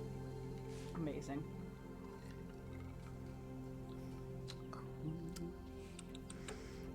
All right. I think Orless is obviously going to take a break.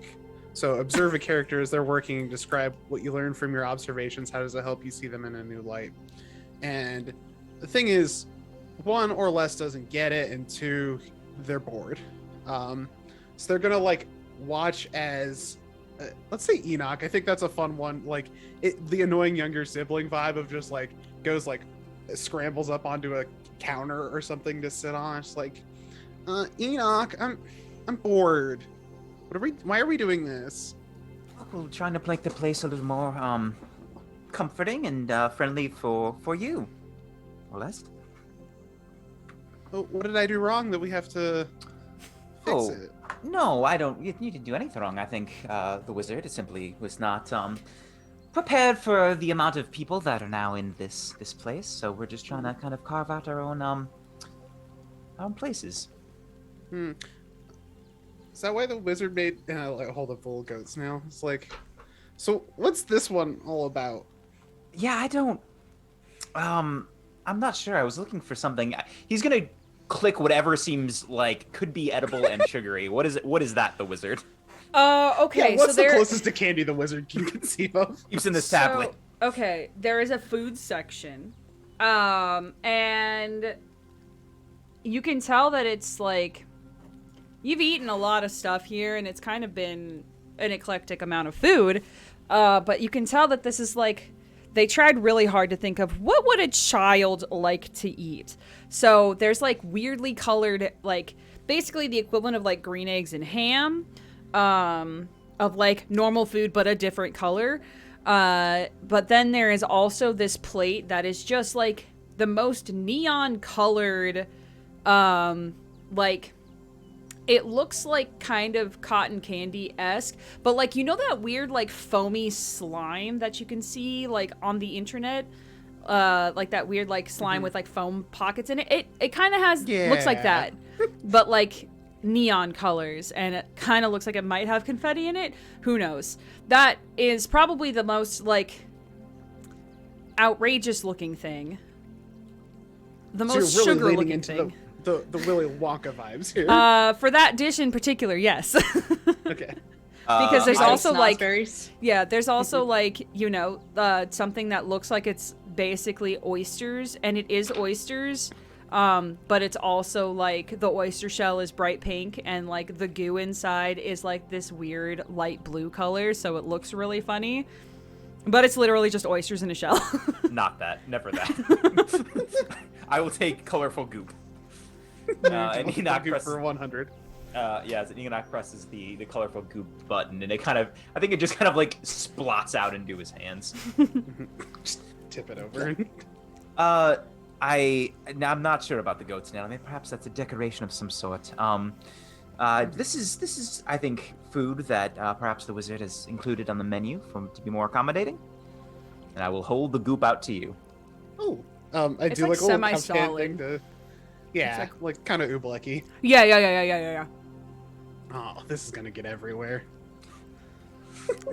Is that Zach who says that, or Orlest? No, that's me out of character looking down at Orlest from above as I puppeteer them and be like, oh no. This is going to be a great mess. This is. Ooh, okay. It It's kind in of their like hair instantly. instantly.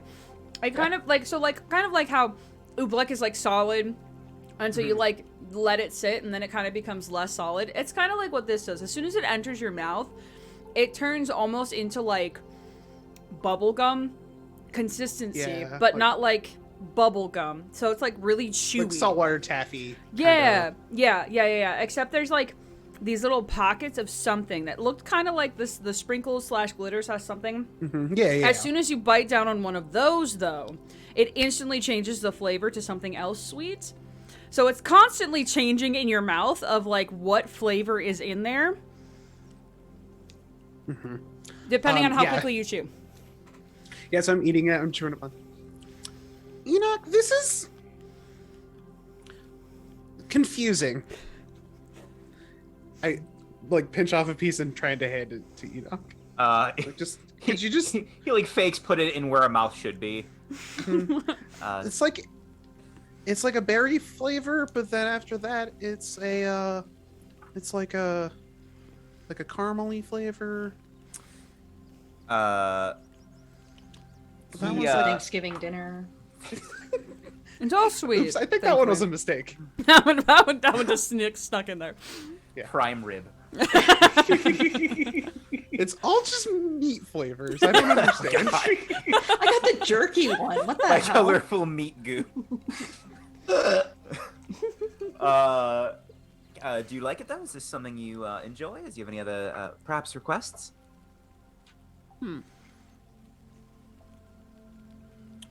Choose it. Yes, I've decided that I like this. Thank you. Welcome.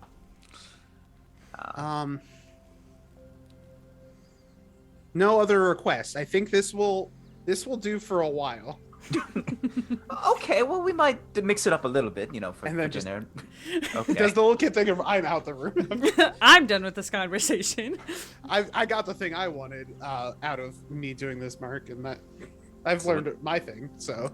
And Enoch is going to take a break as well, and he's going to observe Orlest, like in Orlest's natural, like I'm not being observed state, and kind of like see how Orlest acts. No one can see on me. their own. Okay, so yeah, go for it. No, that's okay. all he's gonna do is watch. Okay, I'm thinking like this is maybe after taking the break, and Orlest has decided, he probably does need to like do something, but doesn't get what all the adults. I don't know if that term applies to all of you equally in either sense of like the aged humans or maturity levels, but trying to think. So like has watched around. Enoch has been let me run down the things that have been created and done. We've got magical tablets that make things. We've got nets to catch me in safety measures, and then we've had some candy, and then Mez has tried to I've bubble wrapped the house. Yeah, bubble wrap the house with like an air foam. So it's like that weird like super light airplane insulation foam thing or whatever. Yes. That fancy stuff. So I think Orlest has realized, we do the zoom in, the child brain is moving 100 miles an hour, realizes, well, we got to make this house safe, apparently, is what we're doing.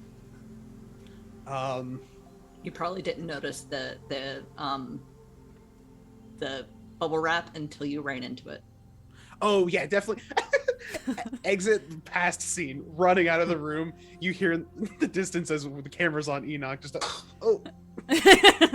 just a soft like thud. I like the So Orlest is gonna also make the house safe. I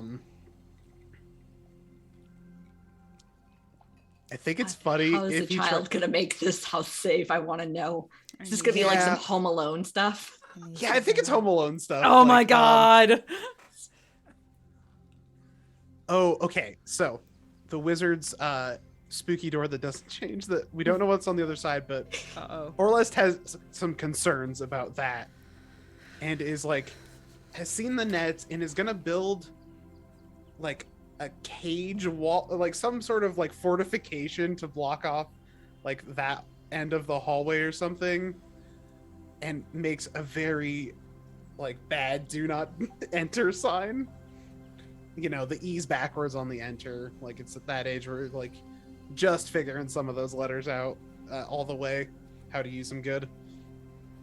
And then just like puts the final looks at the excellent job they've done and be like, aha, safe at last from that. Shit. How does this help me see them in a new light? I think Enoch always kind of just, is always used to taking care of younger people, but kind of wanted to see or less knew that he had a responsibility, like some sort of responsibility to help out with this. So Enoch wanted to see what they would do, like given that own freedom, like how he would interpret that. So I think he thinks Orlest is a little more responsible than he did just earlier that day. I did a safety. I did one little safety. Later on, has a little vest on. I'm the safety officer of this house. Did everybody get a chance to answer? Yep. Amazing. Each player take turns either describing how the new improvement makes you... Wait. Each player take turns either describing how the new improvement makes you feel more at home. There's no or. Yeah. Interesting. That's not on the printed version. What does it say on the printed version? Each player takes turns describing how the new improvement makes you feel more at home. There's no either. Amazing. there. There's a question afterward, but it's not neither. Yes. Okay, cool. So those tablets are literally for y'all to keep. They are, if you compare them, they do offer different things depending on which tablet it is. So for Orlest cannot summon like cutlery or dangerous implements. Perhaps there are some like strange artifacts that they can play with, but like, you know, obviously super dangerous things like, yeah, he can't summon the magic gun. This is correct. The magic gun that can blow up a tower of magic. Beans. It's in there somewhere, but you can't just summon it to you. But these tablets are forever. They are for anyone to use. Basically like mini versions of what the wizard can do all the time in this house for each of you. I just realized the wizard doesn't have to make a tablet for themselves. So that is, I just wanted to set that tone as we continue. It wasn't just like while we do construction, you can hang on to this cool book. Nah, you got a cool book forever.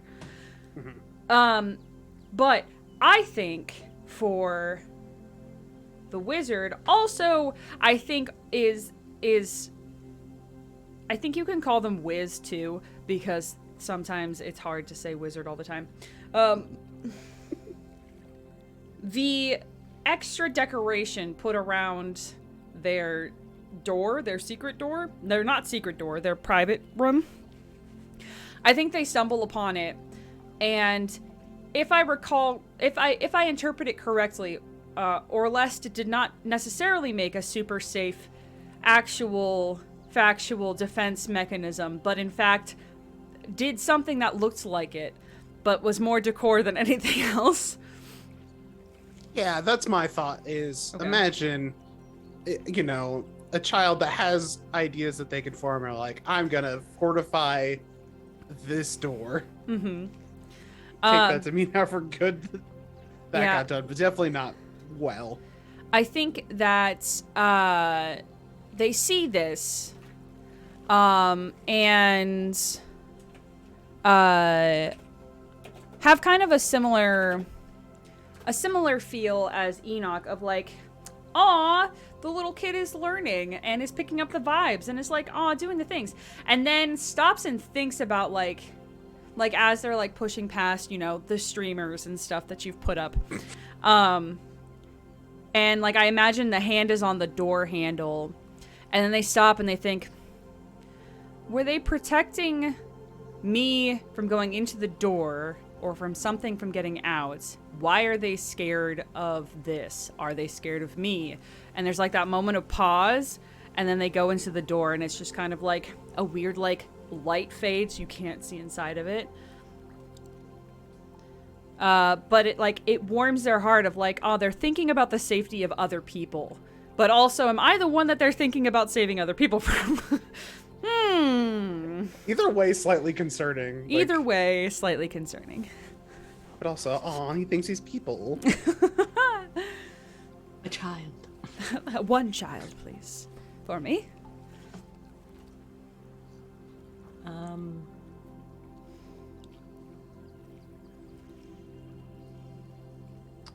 Oh, I would we all got to do that. Yeah, I'll get I would to say Go for it. that Mez, the improvements make it feel more at home because for the first time they are viewing it as a place of residence beyond something that is containing them. It's like, oh, other people live here. This is important to other people.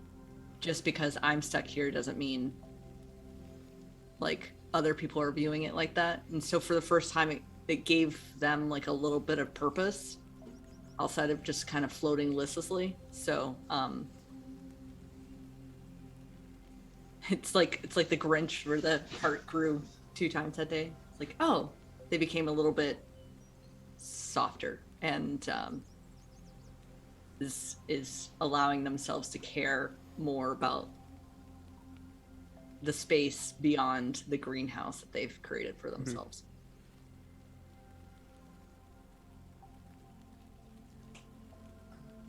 So I think Orlest, for like how it makes them feel more at home is, again, didn't quite cognitively get all of the like why we're doing these things. Like, well, why would you need to put a bunch of foam stuff on a corner? Like, that's nothing. There's a bunch of nets everywhere. But just gets excited that we all did a big project together, like to, you know, add something to the house. It's like, oh, we made it ours. I think Enox is very similar. It's the fact that this is like the first thing we all did as a team to like create for the house that's been exclusively the wizard space that we're trying to like carve our own place into. Is the first one. I mean, we didn't like build anything, but we, you know, decorated / you know, altered it in a way that has all of our own flavors in there somewhere.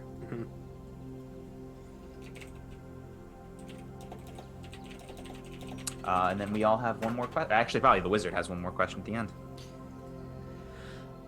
How do you celebrate when the work is done? I think everybody answers this. I think it's a collective thing.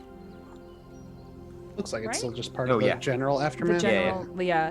But I think this kind of coincides with like the descent before like the bounce off of the traveling house, and I think that that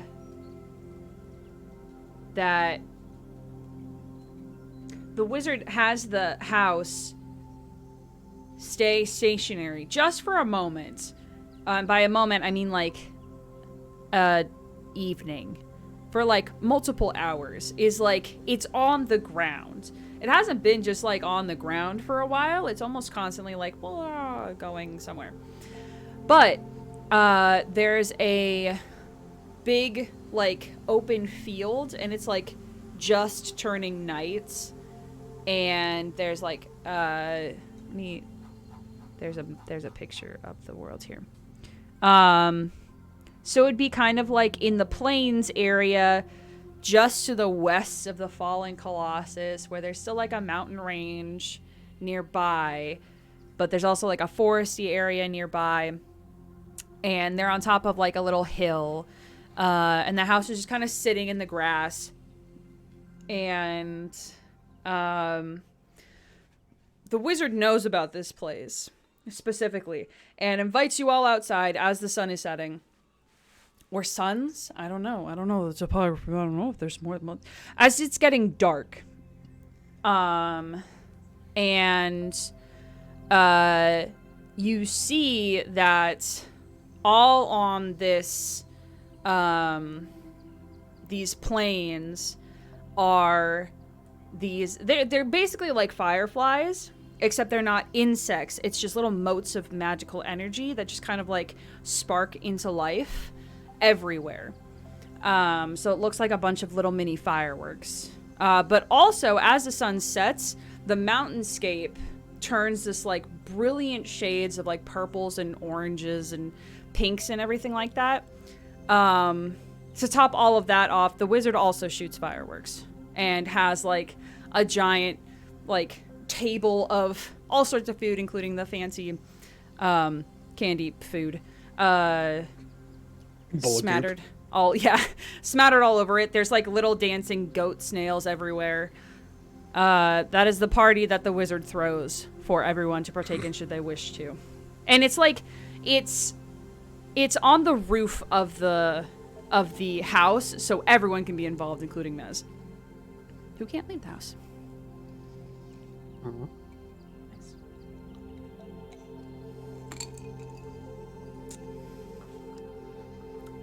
I'd like to add, this is where we see Orlest has gotten into the large bowl of the sticky goo candy. It's literally a punch bowl that's just full of sticky goo candy.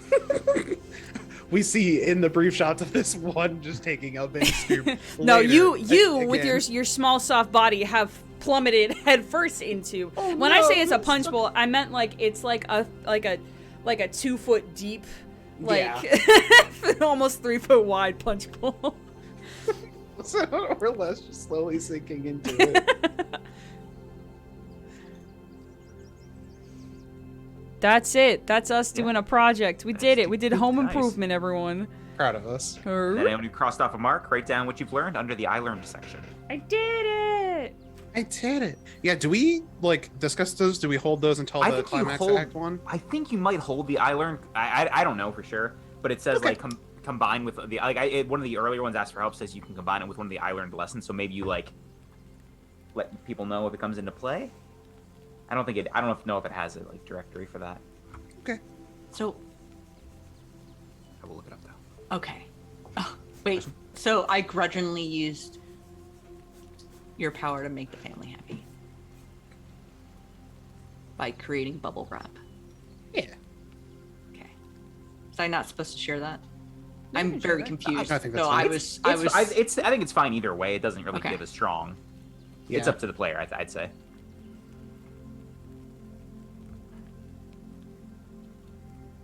feel like they're a lot more surly in this book than I'm probably going to play them. That's fine. Listen, this game, literally, you can change it. It doesn't, you can make it less Mhm. early than the book tells you. Yeah. If I remember correctly, there was about 4 sentences that said, these are things that matter. Yeah. Everything else is a little Everything loosey. else is a suggestion. Yeah. It's just more like a guideline. Yeah. Actual rules.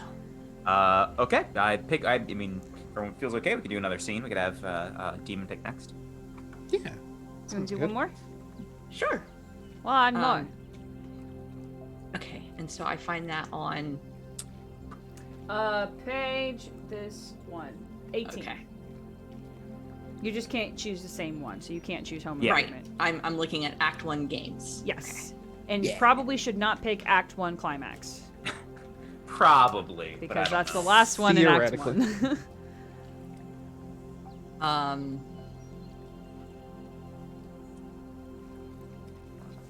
Okay. You probably also can't pick the one that says anyone but the demon. I Yeah, would I think also you have to be in suggest the not scenes. that one. Yeah, you have to at least be in the scene. I'll back one sec while you're Okay. thinking about it. Okay. I guess I don't know if you have to be, but theoretically, maybe you want to. That is true. Pick Yeah, a you scene that you're in. technically don't need to pick one that you're in. Well, If you part of me wanna, wants to do the Midnight Confession, but at a time when I have a brain. That's fair. So Yeah, that's a hard one to go into right after Yeah. a little opening scene. Yeah, so I'm gonna go with some more fluff, and I'm going to do special family meal. Oh. Amazing. Yeah. Yeah. Excellent. So let me scroll down. They're all alphabetical. If you scroll down, it's on page 27. 27. For whatever reason, it doesn't happen very often that everyone gets to sit down for a nice family meal. Whose idea was it, and how does everyone contribute? And then you read the setup. Setup. Yeah. The game is for everyone. Begin by having the player who selected this game describe the family.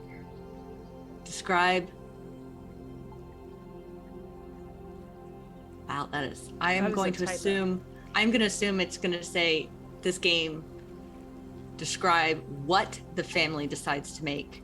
What? Here, would you like What- me to read it from the full final PDF? Yeah, that would be great. That might be slightly better. This game is for everyone. Begin by having the player who selected the game describe how the family decides to make this meal a special family meal. Wow. Not that even is close? Not what I have. No. Okay. It's not how. It's the. Yep. So how does the family decide to make this a big special family meal? Okay. You get to choose that, Miz. We're doing special family meal, by the way, if you Cool. missed it. I Okay. didn't miss it. Thanks. How the family decides. Okay. I would say that it was Mez's idea. And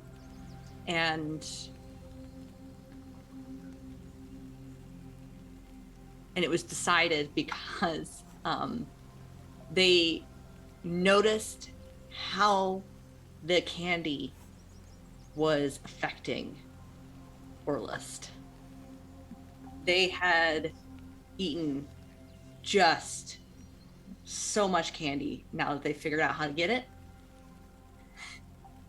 And she had and Mez had noticed that they had run into way more of the bubble wraps that they had put up as opposed to not, and went to the wizard for a book on what to nutritionize people with. Yeah. The wizard would supply you with an entire library of food, the history of food, more cookbooks than you ever could possibly imagine.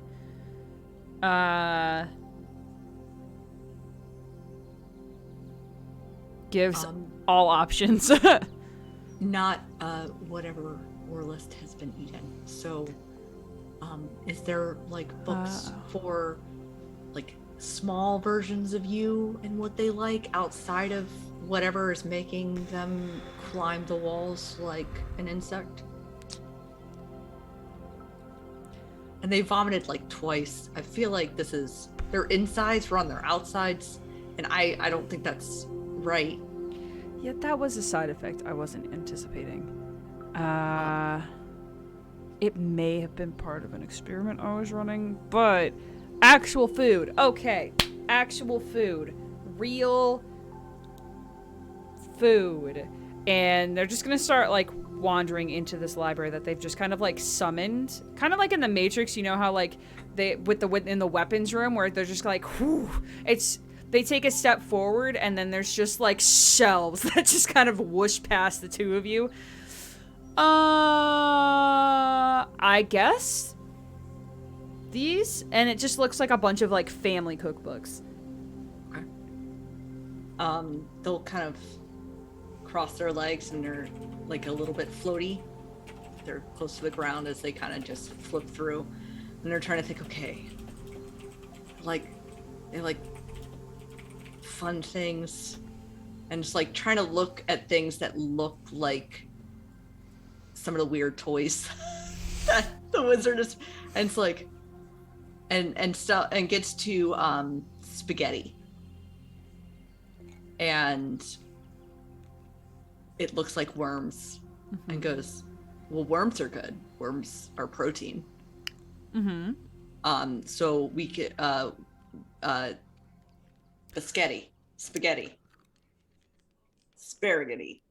It's kind of, it's kind of like, it's like, we can add protein, yes. It doesn't have to be actual worms.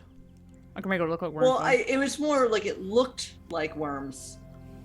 So that's got to be good then, right? And it looks fun. You can look like you could probably eat it with your hands.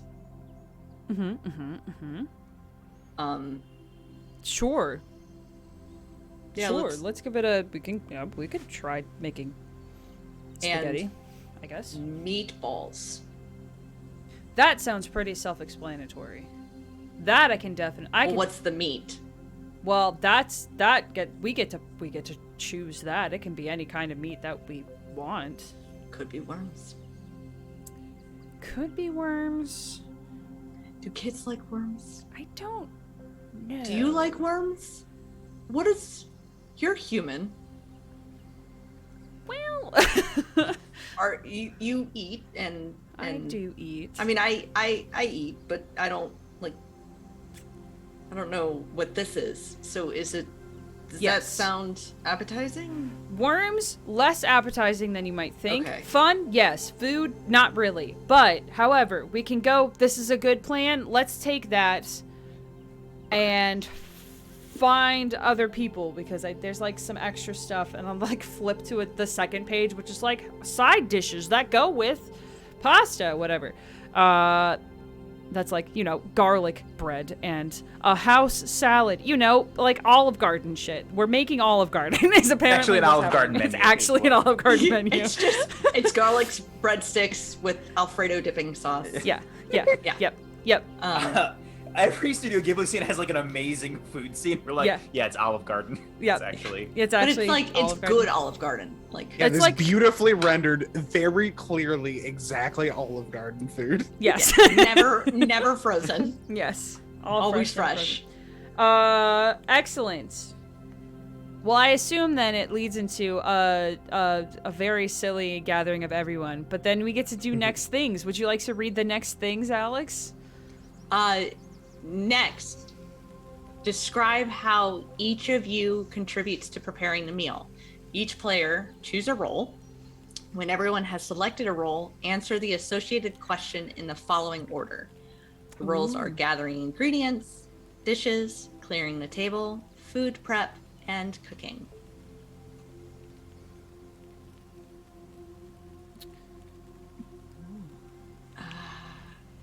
I can't leave the house. Well, all of these... It says you gather fresh ingredients either from your garden or the wilds. We do have a garden in the greenhouse. I don't think there's really any edible stuff in there. Enox is. Enox, I think a lot of his plants are edible. Okay. Herbs and stuff. Yeah. Okay, so we select. We can just like pick. You just whatever pick a role, character yeah. defines Whatever. as a role, right? Yeah. Regardless of the set of questions. Yeah. Correct. Yeah, the questions will be what you... will Yeah, be, afterwards. but like...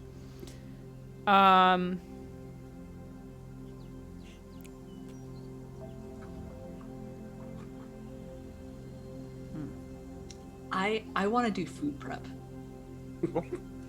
I really do. I like the idea that in the vast libraries of the house, at some point, Orless has recently come across some book, like some novel or something that talks about a kitchen or like restaurant or something, and has really decided that he wants to be the sous chef, and can't quite pronounce that good, but is like gonna be the little like chef helper, South chef. I would like to be the South chef. Like comes up, has like made a little hat and a little like found like a piece of cloth for an apron, and really wants to help Mez like do all the food prep. I'm here for it. Amazing. This Like is going to be Tiny Little Shadow. a disaster. Yeah, I had not considered the fact that you said, well, Mez will be the one preparing food, and I said, I will be second in command to making food, a thing that neither of us Or, will have any experience in. Yeah. Incredible. I feel like it's going to be like David and Moira Rose fold the cheese. Just fold. If you tell me to just fold it. Orless just has the look. This is your recipe. It says fold in the cheese. Enoch will choose cooking as his role. Oh God. Mhm. So you're hurting the cats. Mine's the end. I answered my question last. Mhm. Oh, okay. So wait, what are you doing? Food prep. Okay, and then that means that Orless can't do food prep, right? Oh, okay. Yeah, I suppose. You can be in the scene, but you have to choose something else as your. Gotcha. Okay, I thought those were separate from the little roles listed there for questions. Gotcha. 100% in canon, though, you are the sous chef, but you also have an actual other role.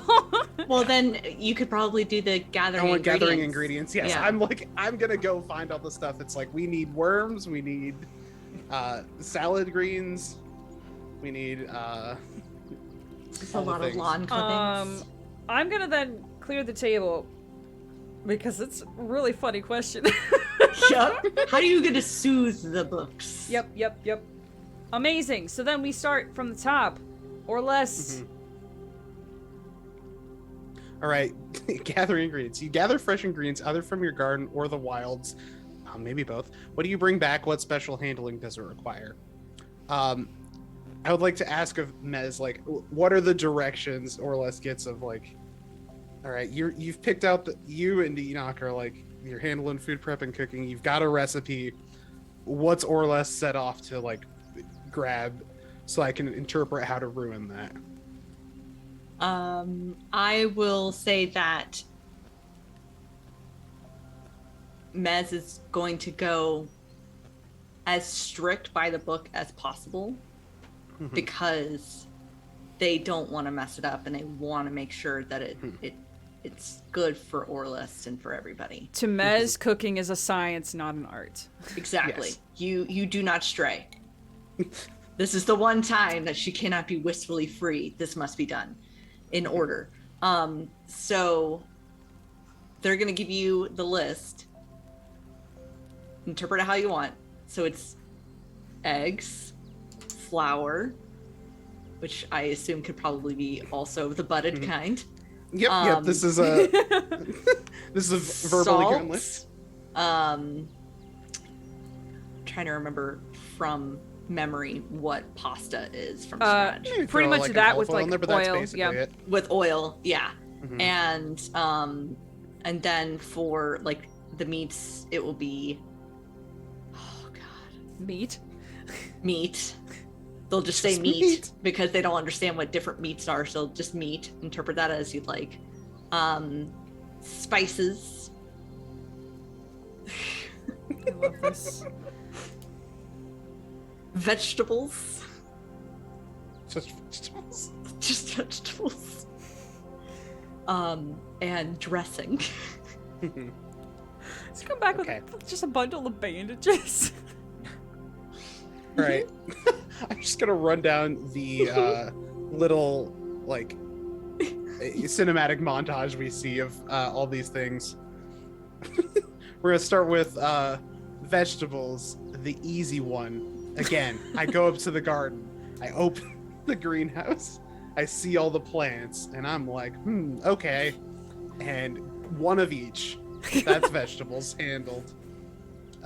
Spices, I run back down to the kitchen, I tug on Enoch's whatever clothing, or like tap on hand or whatever. Yeah. Enoch, you've got a little garden. Do you have any around spices? Do you have any spices we could use for the meal? I actually don't know where the spices go. Does it say a specific kind of spice or like Spices. Okay, yeah, I have up in my garden, you know where it is by the shed. There is Okay. some basil you can take. There is Okay. a little bit of mint, and there is a little bit of rosemary too. So I guess Perfect. take all of them and we'll just Two of the three of those will taste great. Yep. So I've had mint pasta. It's not good. you got to be real careful with the mint. Yeah. And Orles doesn't get that. They give each of them a good smell. Basil, that's fine. Grab some leaves of that. Throw in a little pail of some sort. What's the throw in? Did you say rosemary? rosemary and mint. Yeah. Yeah, so rosemary, that's like not even visually interesting to a tiny child. It's like whatever. Grab some sprigs of that. Mint, it's like, this is great. This is as close to candy as we're gonna get, and that's what I've been living off of for, I don't know, a week or whatever. So we grab the whole, we just as much as that as we can get without just murdering the plant. Well, as much as we can get without Orles thinking they have murdered the plant.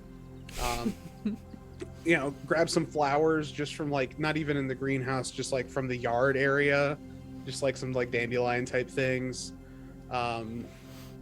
Salt, crosses that one out. I don't know, that's probably in the kitchen. We'll see what happens. Can't wait And to then, get of this course- to Enoch to figure out. Yeah. Runs out to the wilds, of course. Climbs a tree, finds a bird nest, does find an egg. Now, I want it to be a very large bird egg. Just like maybe almost ostrich age size. I'm here for it. Find some sort of, actually like not even up in a tree, like just a low to the ground nest of some sort. It's a Just, like, raptor egg. Yeah. Oh, no. Egg. No one knows that. I get out in there in time. Nothing bad happens. We all survive. The game says I have to. I like this scene of you coming back and being like, "Here's egg," and it's like almost the size of Orles, and like the wizard knows exactly what that is, and just like, it's just like, thanks, you did really big, good. Drawstring pack that it all goes in. Like, Oh, God. like we Like a we got basket. something to stuff it. Yeah, we Yeah. got a basket, maybe. Grab that meat. I don't know. Oh. I'm trying to think. funnier answer. We don't see that. I come back. I hand it all to Enoch as Mez is in the distance, prepping some of the stuff. Like, pulling it all out. It's like, all right, I got some spices. Throw those down on the table, and it's clear from the smell because these have been slightly torn. It's a lot of mint. It smells like someone is making a mojito or something. Laying it all out. Flowers. Throw out some flowers. Rattle them off like, I got egg. Set it on top of all the other things. Certainly do, yes. And then here's some meat. And it's just, I almost want to say it's like, looks almost like it has been professionally butchered. No one's sure where it came from. It's like, I found it in the wilds. Oh. Just like, it's like, looks like a steak of some sort. Good. It's a carcass. Good job, Orless. You Did wonderfully. I look forward to cooking with it after Mez preps it. The Wiz is just looking at that egg with like giant eyes, and it's just like looking to Enoch and looking to Mez and looking at the egg and then looking at Orless and being like, how the hell did this child survive? Skips off into the distance. You got a banshee egg? Some shit from Avatar? I The believe Tandle hens were wizard. supposed to be extinct. I think it's Yeah, we don't the do wizard's dishes in this turn. house. Because we didn't have anyone doing dishes, right? Yeah. Dishes are done by magic. I don't know what you're talking about. Yeah. Clearing the table. The wizard has a bad habit of leaving their books at the table. How do I soothe the books before I can put them back on the shelf? So, because I have multiple libraries that move around all the time, the books tend to get a little bit dissatisfied with how often they are moved around. They stay in the same places, but the vibe is just different, So, what I constantly have to do, because it's not just the table, it's like anywhere the book is put down that is not its shelf, because the shelf is familiar. There's like this complicated set of like incantations that you have to do. None of them, like, it sounds like they're complicated, but if you know anything about magic, even maybe Orless would be like, huh? It just sounds like really fancy magic with like hand motions and stuff like that to placate the books, to make them think that they're doing some big grand magical gesture to make them like do their bidding, and then eventually the books are like, okay, I guess this is fine. Look at this. You're being cool and doing a bunch of magic for me. Oh, that's neat. And will eventually like decide to get off of where they are being set, because I imagine they just get like, once you set them down, they stay. Like, you can't move them. You can turn pages, but like you can't close them, you can't move them around. So it's literally just like fluff. It's just all fluff, all fancy fluff words that mean nothing, but the books don't understand that. So I spend literal hours just like talking to these books in like a nothing language to get like all 17 books moved off of the table and back into their shelves.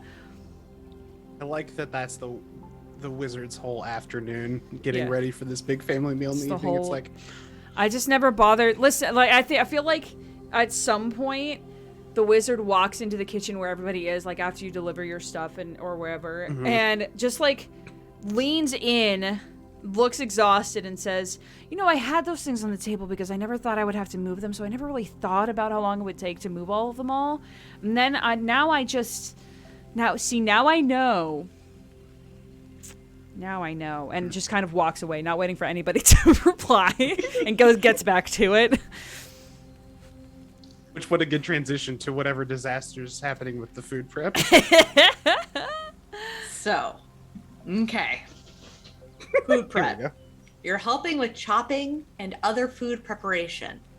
Did the person who gathered ingredients remember to warn you about the special handling? If not, what happens? Okay. Big egg, big egg. Big egg. Here's my question. that I'm asking the group. Is this egg still embryo, or is this unfertilized? I imagine, correct me if you want to make it differently or less, this egg is about ready to hatch. As soon as Alex read that off, I'm like, oh, that egg's got a little baby in it that's coming out, right? Okay. Like not seems just like like the reasonable you know, thing. not just like embryo, but it is like there's if you tap this open, something is going to come out and it is going to be alive. This is how we get a pet in this game. Okay. There's movement. There is movement. Yeah, as soon as like the child leaves, skips away, the egg just goes.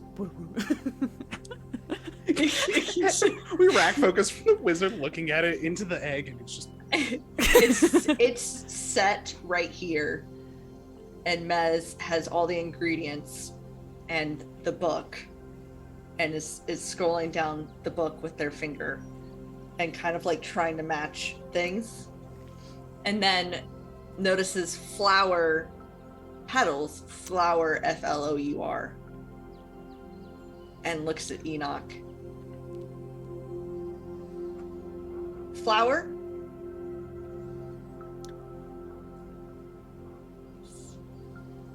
Flower? This is... Oh, sorry. Enoch. I thought it was like, I'm looking at our left. Who is that? Who are you talking to? Yeah, Enoch kind of looks at the flower and it'll make a wonderful decoration. I'll incorporate it into the plating or something. So there's a different flower? Can I have the proper flower? I think Orlest got any. Do we have proper flower here? Looks around. Probably does not find any. Goes over to the magical book that Wizard gave us and goes and looks for flower that matches the spelling. Oh, so I don't think you would just find flower if you just look for flower. Above table, if you search for pasta, you would find pasta, but not just flour if you're looking just for straight flour.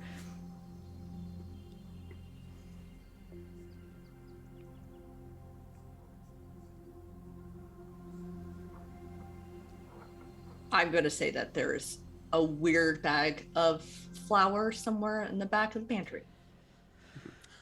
That was my thought to pitch. Yeah. Otherwise, like you're looking through the pictographic representations on the little tablet thing and find something that matches a picture in the book in some way. Yeah. But does not understand like the whole mixing portion of this.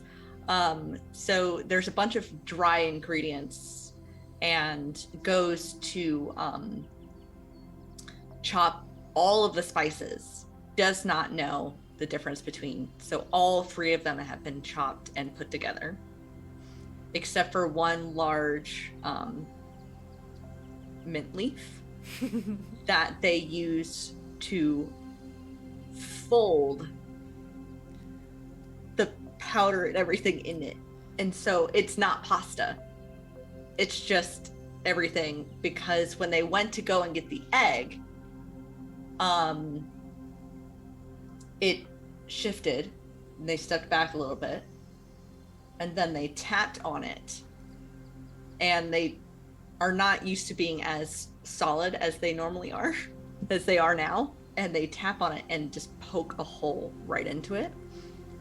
And when they do that, something inside bites their finger, and in their panic they draw back and hit it, and it just falls to the floor and cracks open and pops out what is not going to be the meat for the dinner. And they are just like, and just floats up to the ceiling. But what is it? But what does it look like? But what does it look like, Enoch and Mez, since you're the only ones who can see it? Enoch would, before looking at it, would rush over and try to make sure Mez was okay, and like, is something happening? All right, you need It gestures down to this scaly creature that has popped out, that looks like this weird amalgamation of fur and scales, has this ugly ass like flat face, almost pug-like, and their body, they're like already like almost massive sized, and they are like scaly patched and then like really furry in like other patches.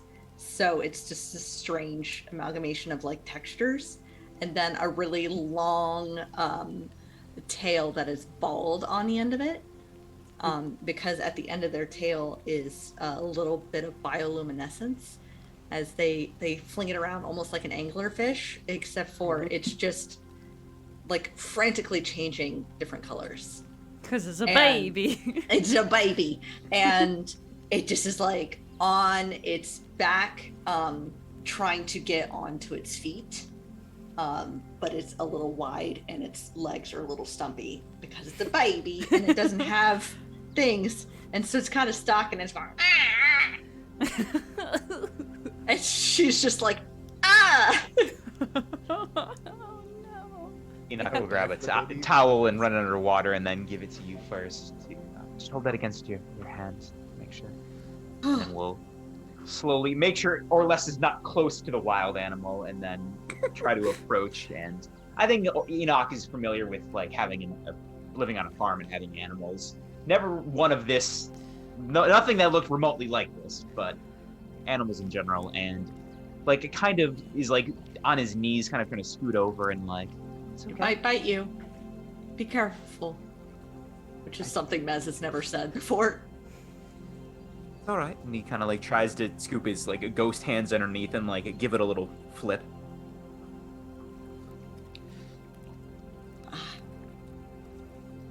And flips it over. I'll float down and scoop up some of the yolk into the...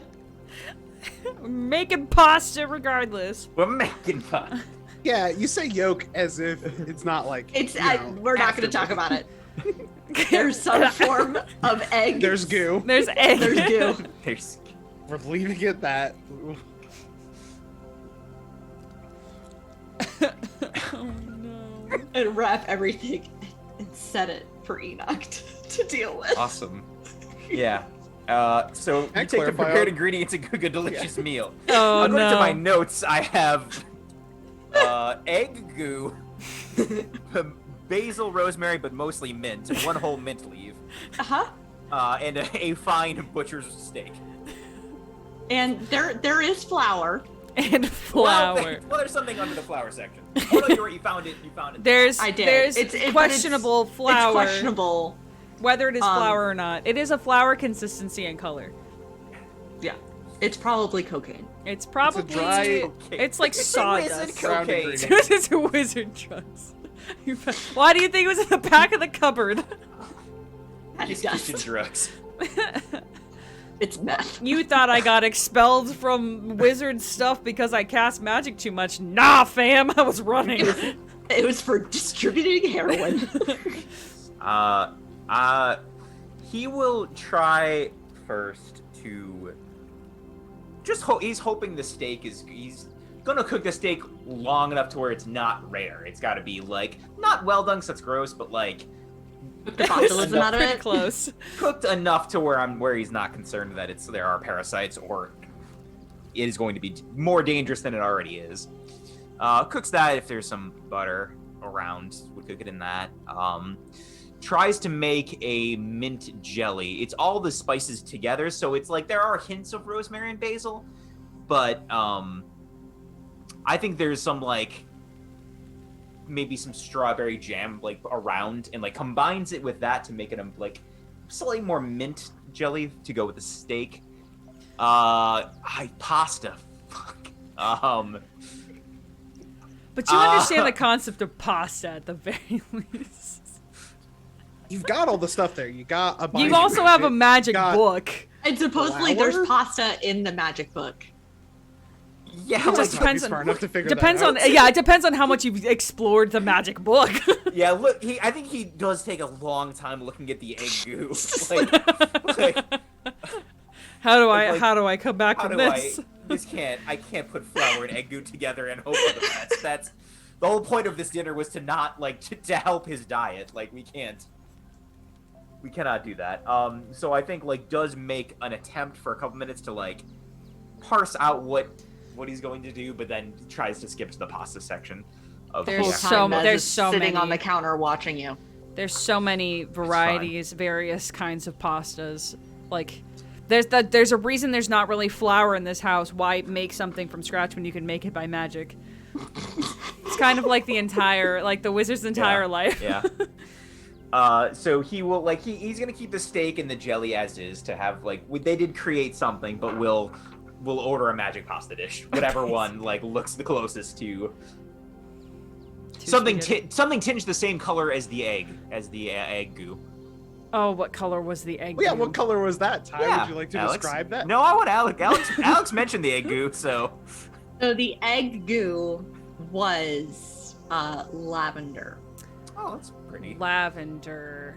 Okay, there's some like tortellini ravioli like dish where the pasta itself looks like it might be like a lavender based pasta or like some kind of like Or like a eggplant. Eggplant? yeah, or something like simple-ish, eggplant yeah. or something like that, or like the magical equivalent of that.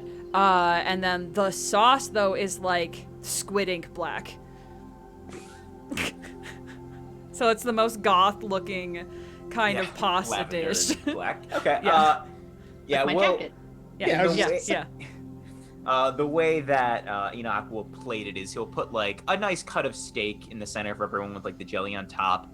We'll put individual flower petals around it in a rim, and then put a tortellini on each flower petal. Oh, flowers. I love that. Now I want to eat it. Yeah, well, I'm I making don't know about this any of this stuff. sometime this week. No, please! Oh my God, please do! And I would like pictures. Yeah. I will. but Max- I will Max- gladly make homemade lavender tortellini because Uh, you can dye pasta.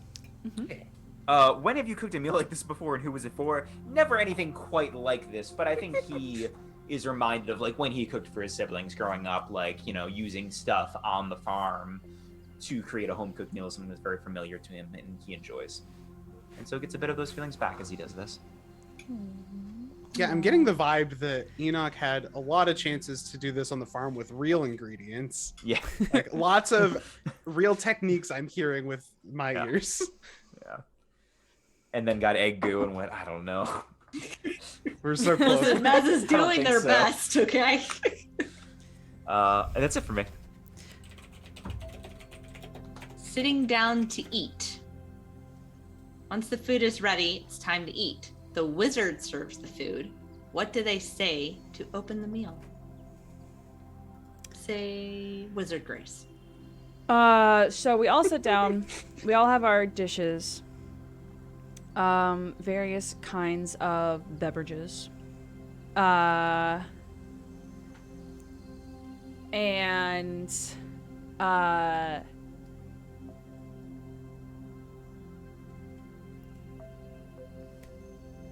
the wizard kind of stands up and says, "This was a very interesting afternoon. I learned a lot about my books. I've never seen anyone cook in this kitchen before, so that was, and I'm so excited that she made something that looks very edible. Thank you for that. Orlest, I'm absolutely astounded that you were able to collect an entire... Where did you find that egg? I need to know. The wilds? Okay, well, all right. Because, oh, I just found the perfect name for this animal. It's called a catamander. Yeah. Good. Uh, Love it. they were supposed to be extinct, those creatures, and now we have, and I think it's like sitting on the chair with like its front legs on the table, and it's just got like this really, like this ridiculously long tongue that's like reaching towards somebody's steak. we have one sitting at our table, and that is fascinating. So, thank you. This was an amazing team effort. And I hope that this food tastes as good as it looks. I don't know how we're going to feed that. It has a very specific diet, but I'm sure... I mean, we've kept you alive long enough, or less, so I think we can probably do the same thing, right? With an extinct animal species. Anyway, dig in, everyone. And as they clap, there's like a bunch of extra side dishes that just appear because they don't cook, but they do know how to add to a meal. So there is, in fact, cheesy garlic bread in like a giant basket. There is like 3 different kinds of salad, one of which is a pasta salad, because why not have more pasta when you have pasta, you know? Several kinds of like cakes. None of that candy stuff, because obviously that stuff was not great. That's why we're making this meal. But like a bunch of other food stuff to complement the meal.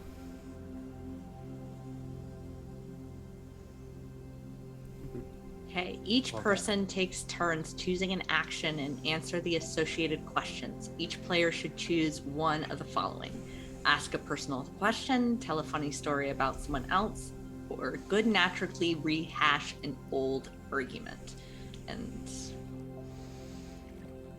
stuff.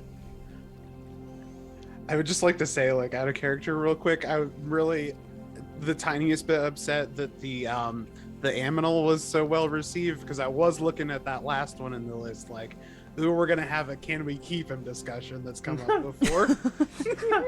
Well, I mean, you can still have a can we keep him, because like it just exists now. Like, True. The wizard said, yeah, this is fun. We got 2 other people that have It bit me. mm. So Mez not super stoked about it. I have one. Go for it. As we eat, and it tastes good, especially for what you had to work with. Wiz will to Enoch. I want to ask Enoch a personal question. So this is, I mean, it's a leading thing. We're having a conversation just in general in the table. I feel like at some point you drop, like, you know, you talk about like cooking for your family. Yeah. Like maybe in passing. And I ask, not really thinking about it, so why aren't you with your why aren't you with your family now? I mean, like, I'm sure it's, you know, I'm sure they would want you there, right? Why are you here?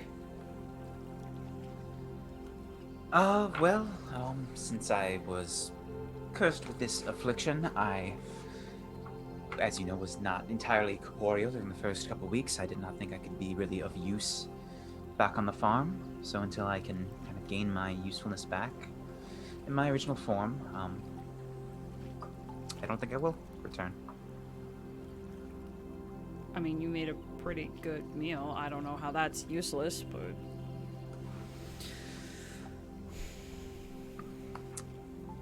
I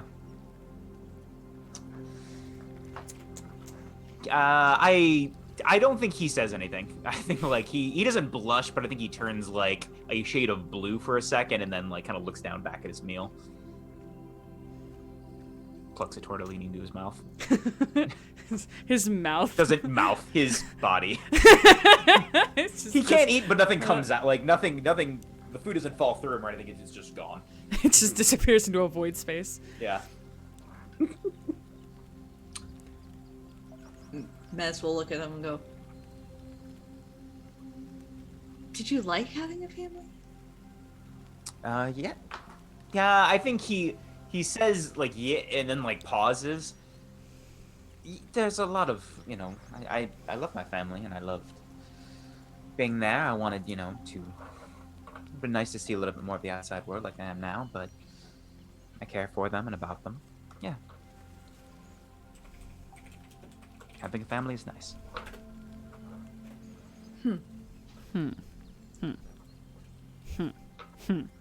What exactly is a family?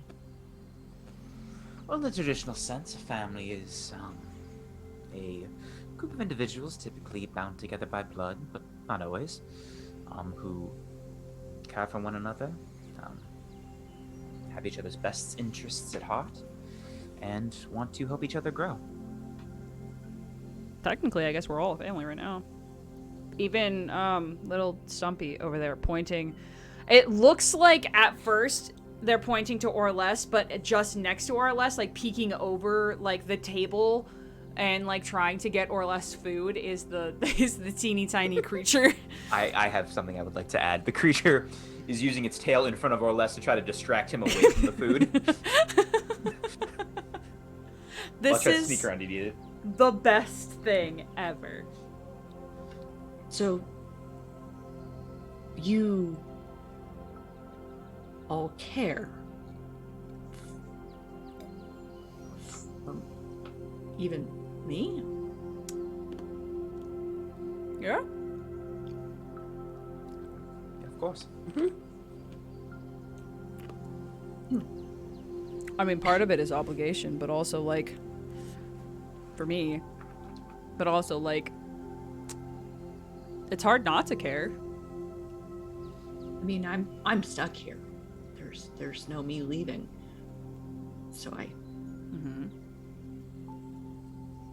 always just assumed that you had to deal with me. You can't go anywhere. Where were you before this mess? I will ask a personal question as well. We're all getting to know each other.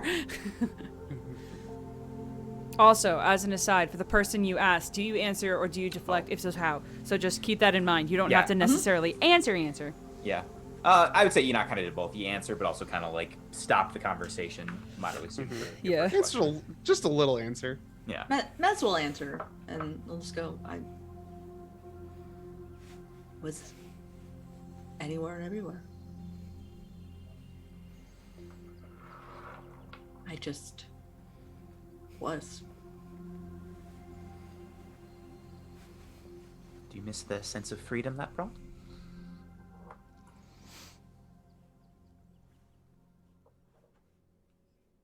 I think so.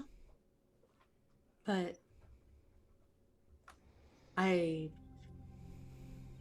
never known anything else. So I don't know. Wiz is just kind of picking at their food in this moment, not making eye contact with anyone.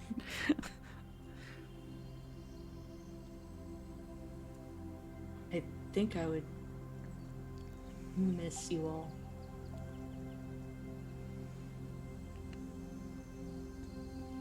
I feel like not seeing you all would make me fly lower to the ground.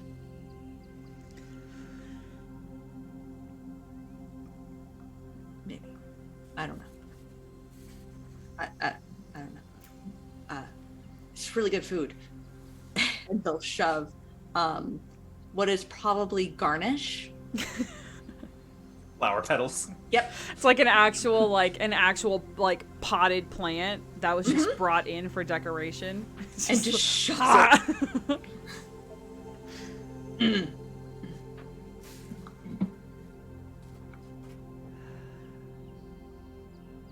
Or less, you get to choose a thing. Yeah. Or less not grasping the full intensity of the situation. I'm assuming has that thing where, like, younger kids where it's like the mouth has kind of got some of that like black squid ink of the pasta sauce around it. It's just like clearly has been like, you know, doing the thing where like kids, they like are very look down, focus at the food, not really like engaged in the conversation, but still talking to everyone. And I think we're gonna do a funny story time, especially because Mez's reaction to the I think Stumpy was how this friend was referred to. I don't know if that's stuck yet, but I think he's just like doing that thing where he's just like kind of eating, kind of talking, not really looking at anyone. Like, this is not telling a story, he's just saying stuff. He's just like, yeah, I hope you'll like Stumpy. Last time I brought in, did I tell everyone about the time that I caught the little bird friend on the yard, and I tried to bring it into the greenhouse, and it flew all around. It really got into Mez's business a bunch, and it didn't seem like they really liked bird friend.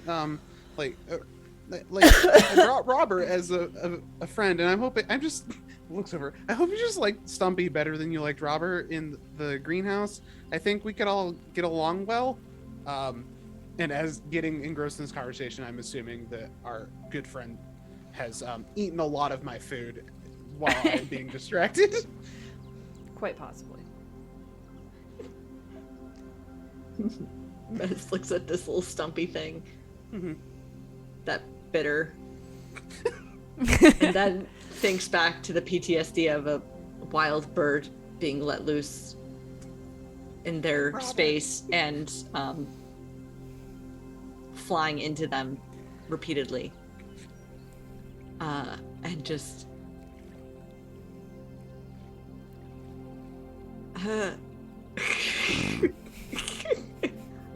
and just, well,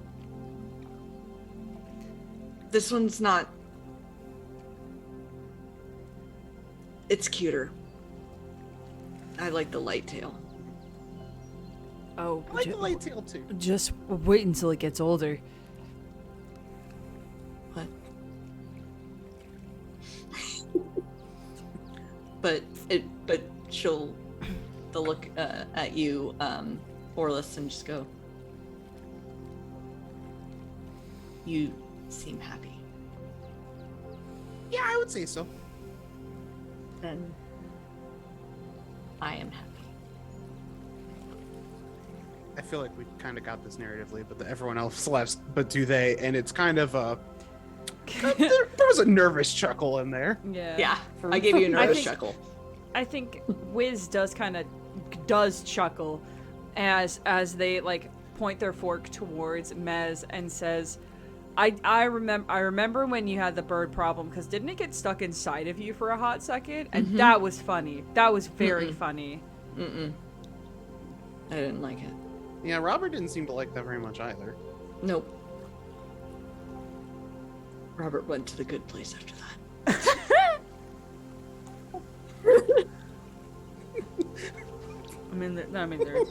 The good places, there's like a pasture that's like called the good place. It's literally like part of the wilds. You know, the farm, upstate. But no, like it's literally just like a place that we have called the good place. That's literally just a very nice spot.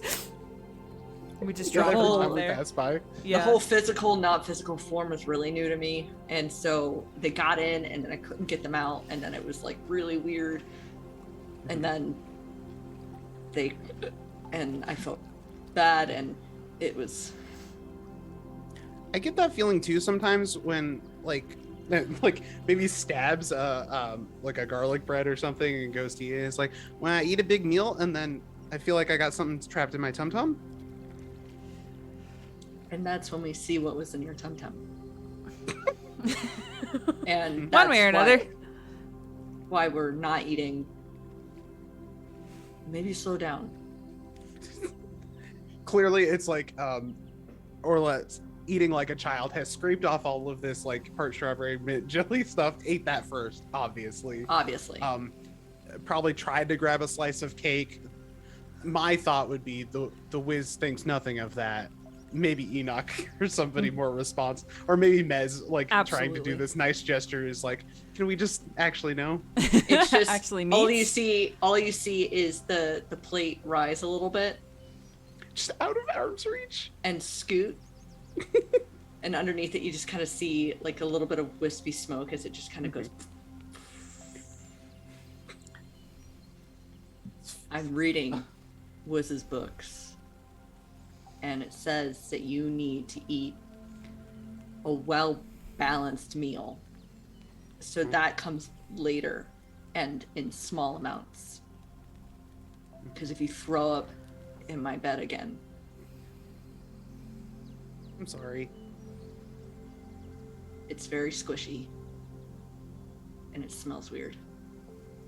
And I don't think it's supposed to happen. I think it's supposed to stay inside. It didn't feel good when it happened.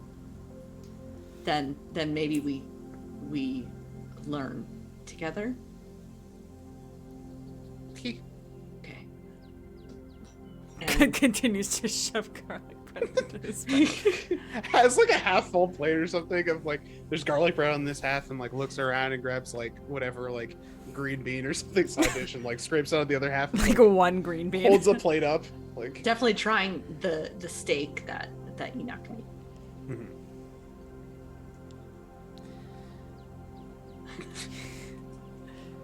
I think we all answered. Excellent. We have an aftermath. What do you do once the meal is over? Do you all relax together or break into smaller groups?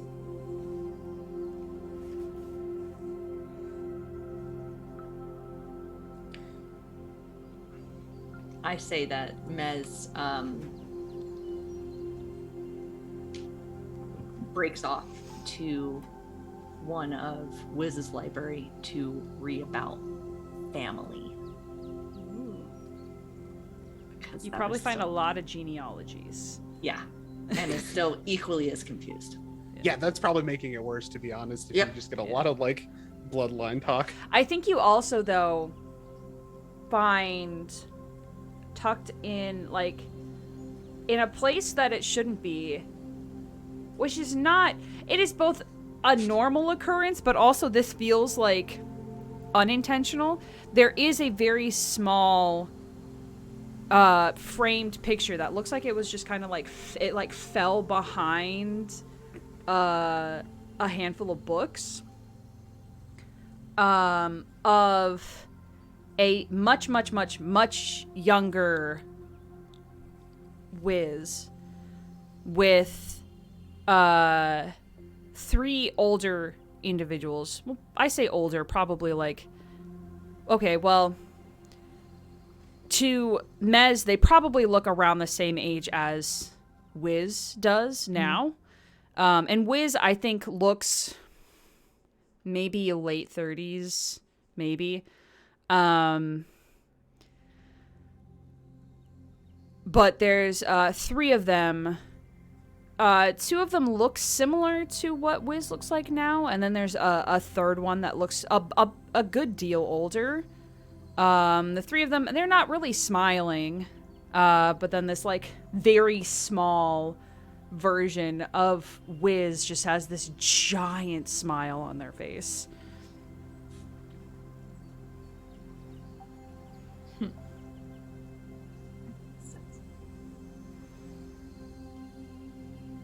Looks through genealogy. I think Enoch would go with Orlest if Orlest consents to that. Yeah. Back up to Orlest's room and like tries to make like a cage for Stumpy with like a bunch of the nets. Because I assume Yeah, it's I would already assume- bonded yeah. with Orlest. So Yeah, this completely jives because I was assuming that Orlest's first priority was, well, we're gonna play with Stumpy. yeah. So like, I've gifted you a new toy, or you found yourself a new toy. I I should have a say. new friend my age, and now we're gonna play. Yeah, Enoch like makes some sort of cage out of the nets, like puts out some sort of bowl, probably not originally meant for food, but puts like water in there and some of the scraps from the meal, and kind of explains to Orlest, like, all right, you gotta make sure these always stay full. You feed him a couple times a day, I assume. Okay. And just let us know if there's any big trouble with him, okay? Now, he raises his little hand. Yes, Orlest. So he's gonna eat and he's gonna drink, and then when he's gotta do number 1 or number 2, what do Take the ladder and the second set of stairs up to the roof, and then you can go in the yard. It'll be good fertilizer. Oh, okay. Oh, the yard. Yeah. Okay. Gotcha. All right. Don't go to the greenhouse. Do not go to Mez. I don't. Not in the think- green. Yeah. Okay. That, yeah, the Okay. roof Okay. would- Just the normal yard. Yeah. Yeah. Runs and like finds some like scrap of paper or like a small notebook or something, and like it furiously is writing down all these notes on care. Writing the notes, but then the black ink stain like stains over it from the meal.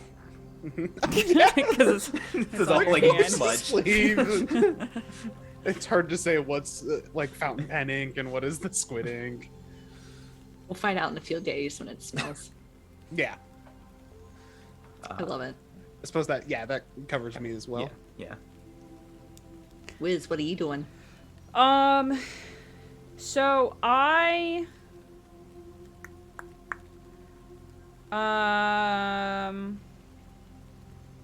would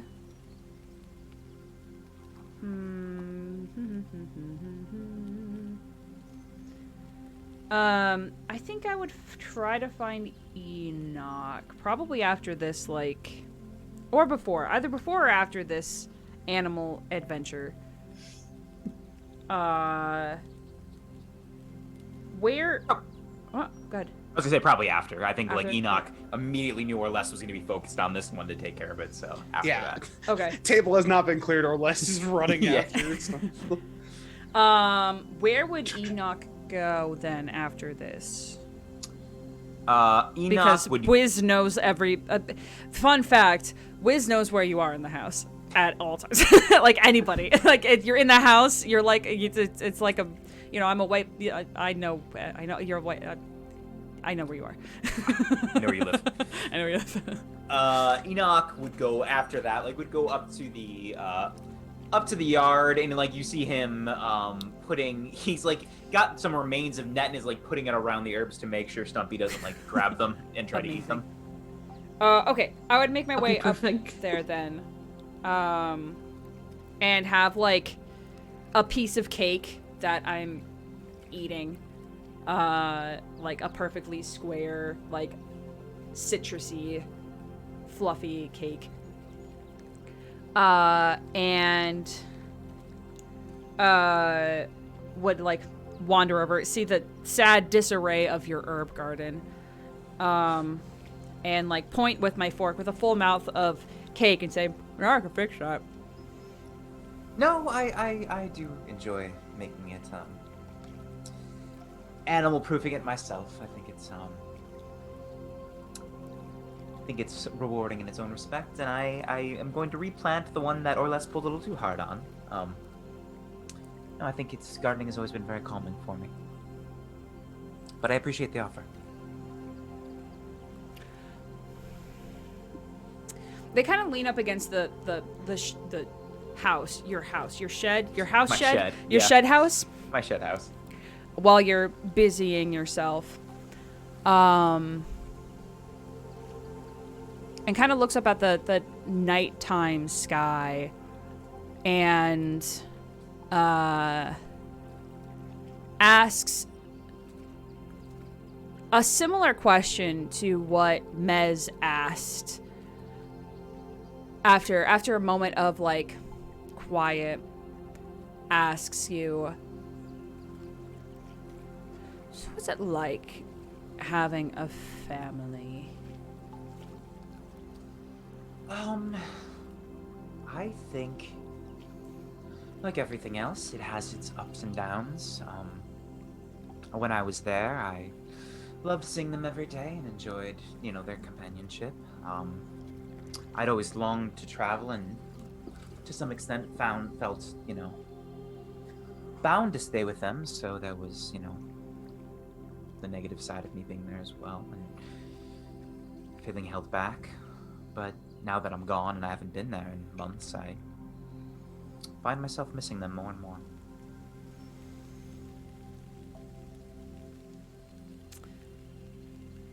So you say it's ups and downs. But what if you never experienced any ups? Well, if there were never any ups, if they were terrible people, or, I just didn't get along with them, I don't imagine I would have stayed. part of my feeling of obligation is because it's tied to a feeling of love.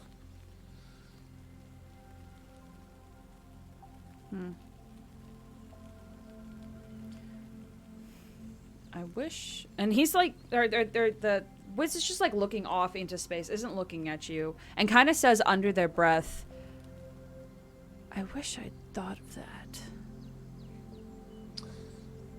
I don't know if, like, Enoch heard the full thing, but would ask, like, did you have a family at some point?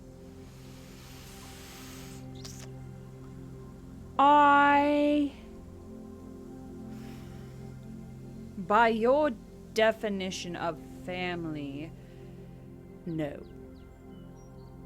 I had people who birthed me and were in charge of making sure I survived adolescence.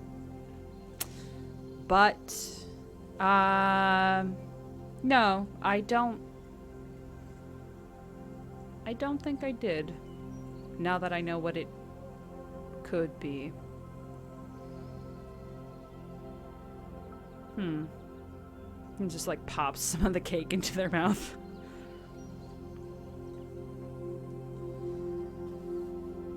I think Enoch will, like, after finishing fixing the herbs and stuff, will walk over and say, Did you make that cake after dinner?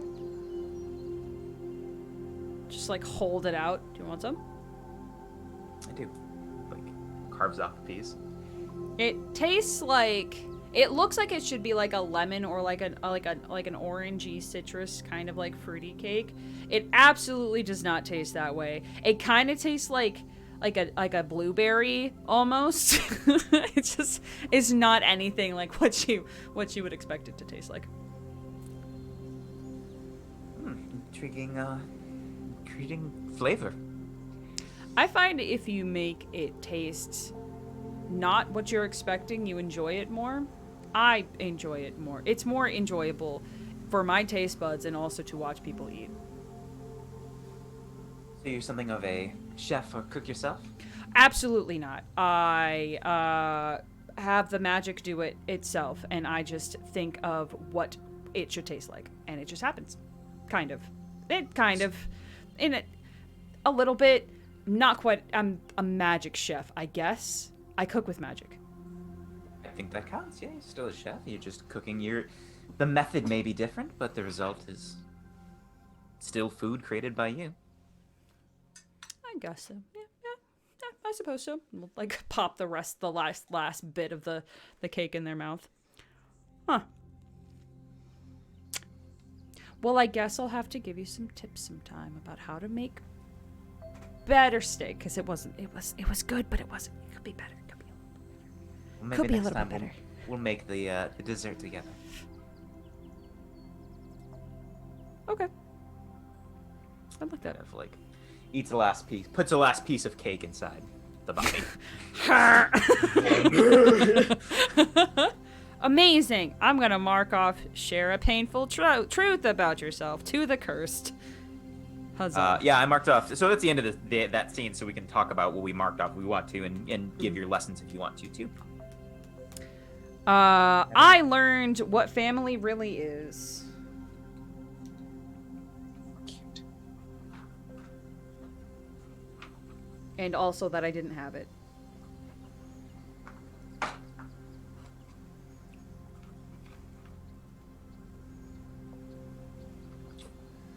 I crossed off share a painful truth of about yourself to the wizard, and it was that he misses his family and is continuing to miss his family. Who? And I keep everyone from panicking in a crisis, maybe not, but I tried to help Mez from panicking in a crisis. And what I learned from that was that I can worry about Mez. I think I'd always thought of Mez as like just this ethereal, godlike form, but seeing Mez actually take a hit, like, brought up concerns I didn't know I had. Oh, woo. Ooh.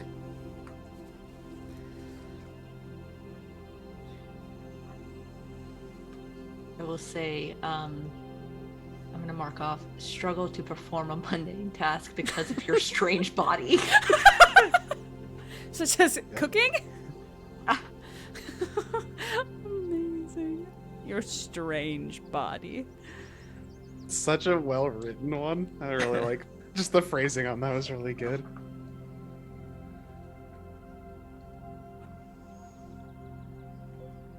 They learned that they actually have absolutely no fucking clue what family is.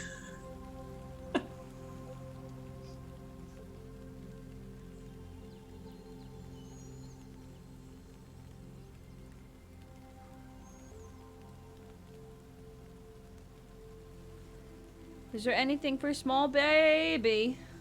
Small Not babe. from this one. Cool. No. Cool. There's more that we can do that you can get a thing. And that's it for tonight. That's our first night of our traveling home. Yes, this is the best game. I want to everyone- play more of it so bad. We will. We'll be back next week, same time, Yes. same Next place. week at the same time? In the same place. I'm so Wow. excited. This is so That's good. so convenient. So let's go around. Everyone say their name, where we can find you in your favorite moment. Let's start with Alex. Hi, I am Alex. You can find me on Twitter and the Instagrams at Kurt Charisma.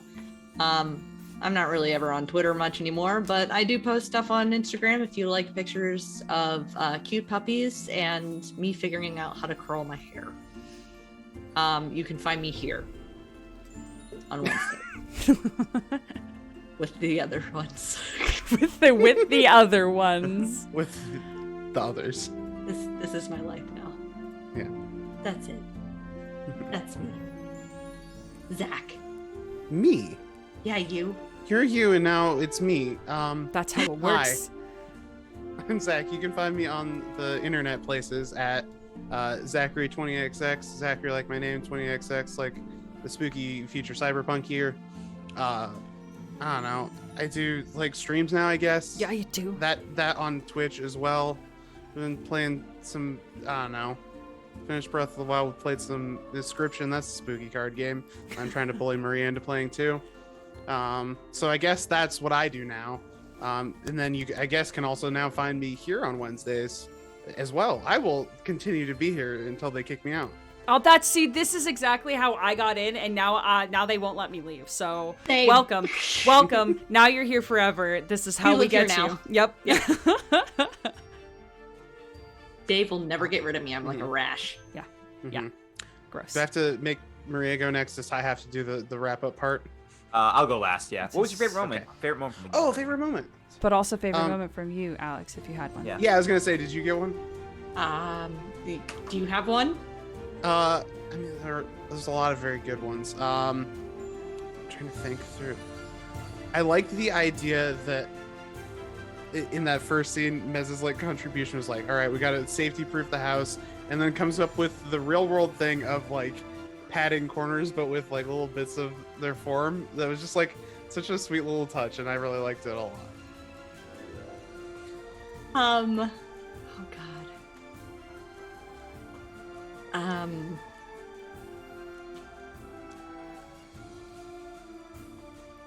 I would say favorite part was just all of us kind of coming together at the beginning with like building off of each other and seeing how it expanded.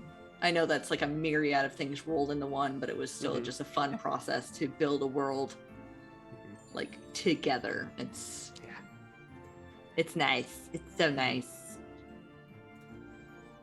Maria.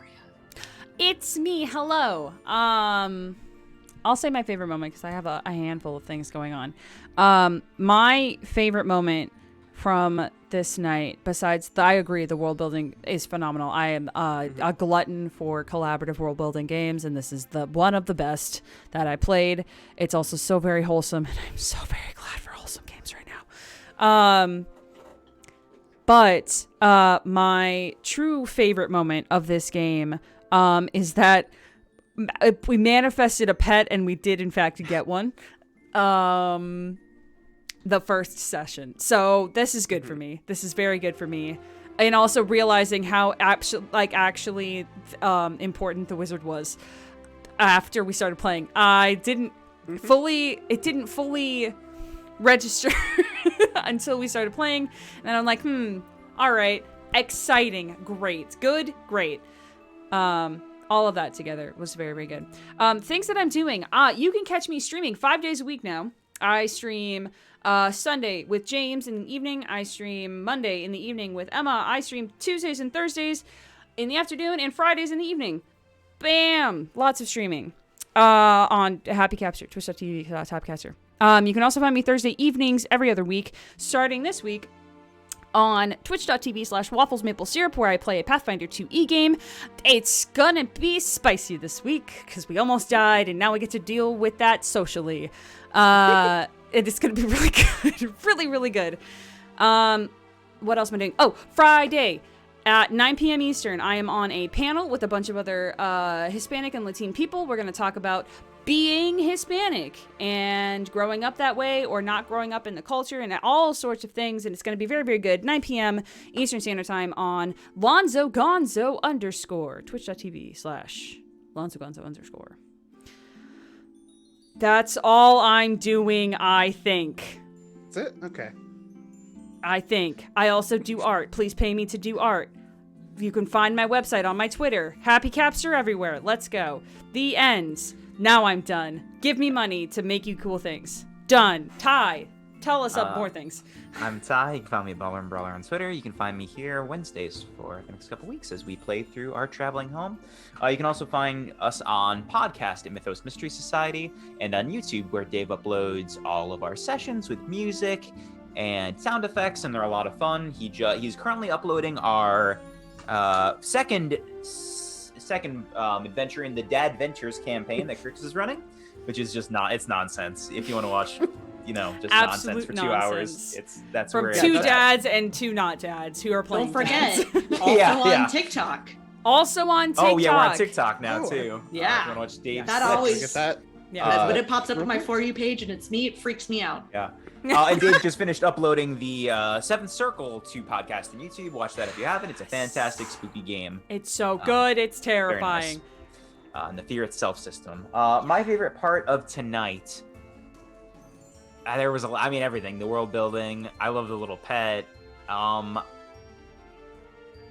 think what I like about this game so much is that how everything is like everyone has to answer a question, everyone has to contribute. It's not like Die Laughing where there's scenes where people don't really do stuff. Like every scene, there will be scenes where it's just two people, but I like how back and forth it is with like answer this question, figure out what happens, then we all do it together. I really like that.